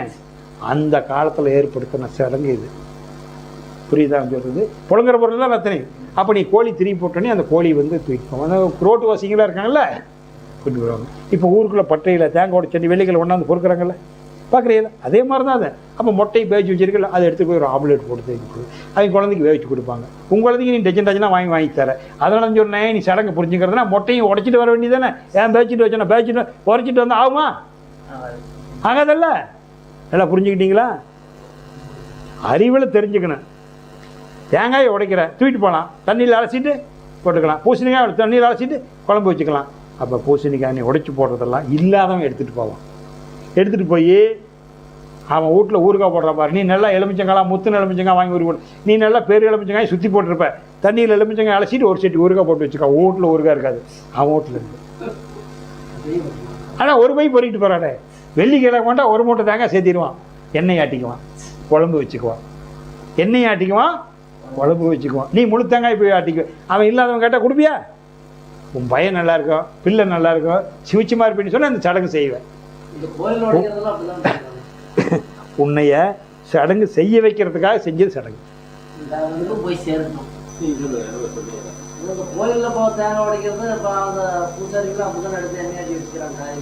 அதான் சொல்றேங்க. அது கௌரவம். அது வந்துங்க கௌரவமாக எடுத்துக்கிறது. உள்ளுக்குள்ள அடி வந்து சாமிங்கிட்டு கொடுக்குற. அங்கே கோயிலில் இருக்கிறவன் தருமானம் இல்லாதவனுக்கு, ரோட்டில் இருக்கிறவனுக்கு, மலைக்கழி வெளியே இருக்கிறவனுக்கு கொடுவானா. அப்போ இதை சொல்லணும். அதனால் கோயில் அது கௌரவமாக கொடுக்குறது. கோயிலில் கொடுக்குறது. இங்கே வெளியே டிஸ்ட்ரிக் உடைக்கிறது. இப்படி வியாபாரம் பண்ணுறவங்க கடை கண்ணி வச்சிருக்கிறவங்க உடைக்கிறாங்க. ஊருக்குள்ளே சுற்றுறாங்கல்ல, வாரம் இருக்க குழந்தை பிறந்த வீட்லேயும் அங்கேயும் இங்கேயும் இருந்தால் சுற்றி போடுறாங்கல்ல. கோயிலில் கொடுக்கறது பூசேரி எடுத்துகிட்டு போயிடுவான். இன்றைக்கி அவங்களோட அதை வாங்கிக்கிறது இல்லைங்க, பணம் தானே கேட்குறான். அந்த கோயிலில் கொண்டு சேருது, அங்கே கோயில் இருக்கிறவன் எடுத்துக்குவான். வெளியே நம்ம சுற்றி ரோட்டில் போடுறது, தடத்தில் போடுறது ரோட்டு வாசிங்க இல்லாதவன் எடுத்துக்குவான். ஆனால் இது எல்லாமே 2000 2020 மாடிடுச்சு. இப்போ எனக்கு தெரிஞ்சிருக்குதுன்னா இந்த பூசணிக்காய் எலுமிச்சங்காய் சுற்றி போட்டுட்டு இருக்காங்க. மற்றபடிக்கு இந்த கோழி கிளி மொட்டு உப்பு மிளகாலாம் பார்க்குறதில்ல. இன்னும் இந்த 2 மட்டும் தொத்திக்கிட்டு இருக்குது. அதை விட்ட விவேக் கூட தெரியப்படுத்தல கேட்டுட்டான். ஏன்டா இந்த எலுமிச்சங்காயிலேருந்து வண்டி நிற்க போகுது, காற்று இருந்தால் தாண்டா வண்டி ஓடு, இதனாலேயாடா ஓடு, காற்றை பிடிங்கி விட்டா வண்டி நின்றுது அப்படிமா. அதெல்லாம் மனிதனுக்கு தனக்குள்ளே இருக்கிற சக்தியை உணராதவனுக்கு அதெல்லாம் தேவைங்க. தனக்குள்ளே இருக்கிற சக்தி உணர்ந்த இப்போ தனக்குள்ளே இருக்கிற சக்தி உணர்ந்தவனுக்கு எதுவும் தேவையில்லை. இல்லைன்னா சொல்லித்தரதுன்னா இங்கே ஏதோ ஒன்று பாட்டுக்கணும். நான் 4 பேருக்கு சொல்லித்தரேங்க, எனக்கே பயமாக இருக்குன்னு ஒருத்தர் கேட்டா, செல்வராஜ் 4 பேர் சொல்லித்தர மேலே கந்துச்சிட்டு இருக்குது. நீ வந்து என்னென்னா ஒரு கருங்காலி மாலை ஒன்று போட்டுக்கப்பா, காவியோட போட்டுக்க, நல்லா சந்தனம் வச்சுக்க. அதெல்லாம் உன்னை பார்த்தா அவங்க வந்து மயங்கிடணும். இதில் மயங்கி இருக்குது, சொல்லில் மயங்கணும், நான் சொல்கிற வார்த்தையில் மயங்கணும். ஆச்சா, உடையில மயங்கி என்ன பண்ணுறது? உங்களை அறிவாளி ஆக்கணும். எனக்கு எல்லாம் தெரிஞ்சவனுக்கு எதுக்கு அந்த பொருள்? எல்லாம் தெரிஞ்சவனுக்கு எதுக்கு பொருள்? அதெல்லாம் தேவையில்லை. அதனால் இது வந்து அந்த பழக்கம் வந்து இல்லாதவனை கொடுத்து பழக்கிறதுக்கு ஏற்படுத்துறது சடங்கு. புரிஞ்சுக்கிட்டீங்களா? கல்யாணத்துக்கும் புரிஞ்சுக்கிட்டீங்க. எனக்கு டவுட் இருக்குதா? நீ இதை நல்லா அவசர போட்டு பாரு, புரிஞ்சுக்கலாம். அருமையான கேள்வி கேட்டிருக்கிறார். பரவாயில்ல, பெங்களூர்காரர் கேட்டது நீ கேட்ட. இதான் சுற்றி போடுறதெல்லாம் இல்லாதவனை கொடுக்க சொல்லி நீ கொடுக்க மாட்டேன், நேரடியாக கொடுக்க மாட்டேப்பா. கொடுக்க வைக்கிறது சடங்கு எல்லாமே உன்னை கொடுக்க வைக்கிறது, வேற ஒன்றும் இல்லை. இல்லைன்னா சடங்கு செய்கிறேன்னா வசதியாக இருந்தால் வசதியாக இருக்கணும்ல. நிறைய பேர் சடங்கு செய்கிறான்ல, வசதியாக இருக்க முடியலையில்ல. நீ வசதியாக இருக்கிறது, நல்லா இருக்கிறது, எண்ணம் தான் நல்லா இருக்கு. எண்ணத்தினால தான் நல்லா இருக்க முடியும். உயிர்கள் வாழ்த்து. எல்லா உயிர்களும் இன்புற்று வாழ்க, கொல்லா விரதம் குவளையமெல்லாம் ஓங்குக, நல்லோர் நினைவு நாடெங்கும் பரவுக, வள்ளல் மலரடி வாழ்க வாழ்கவே.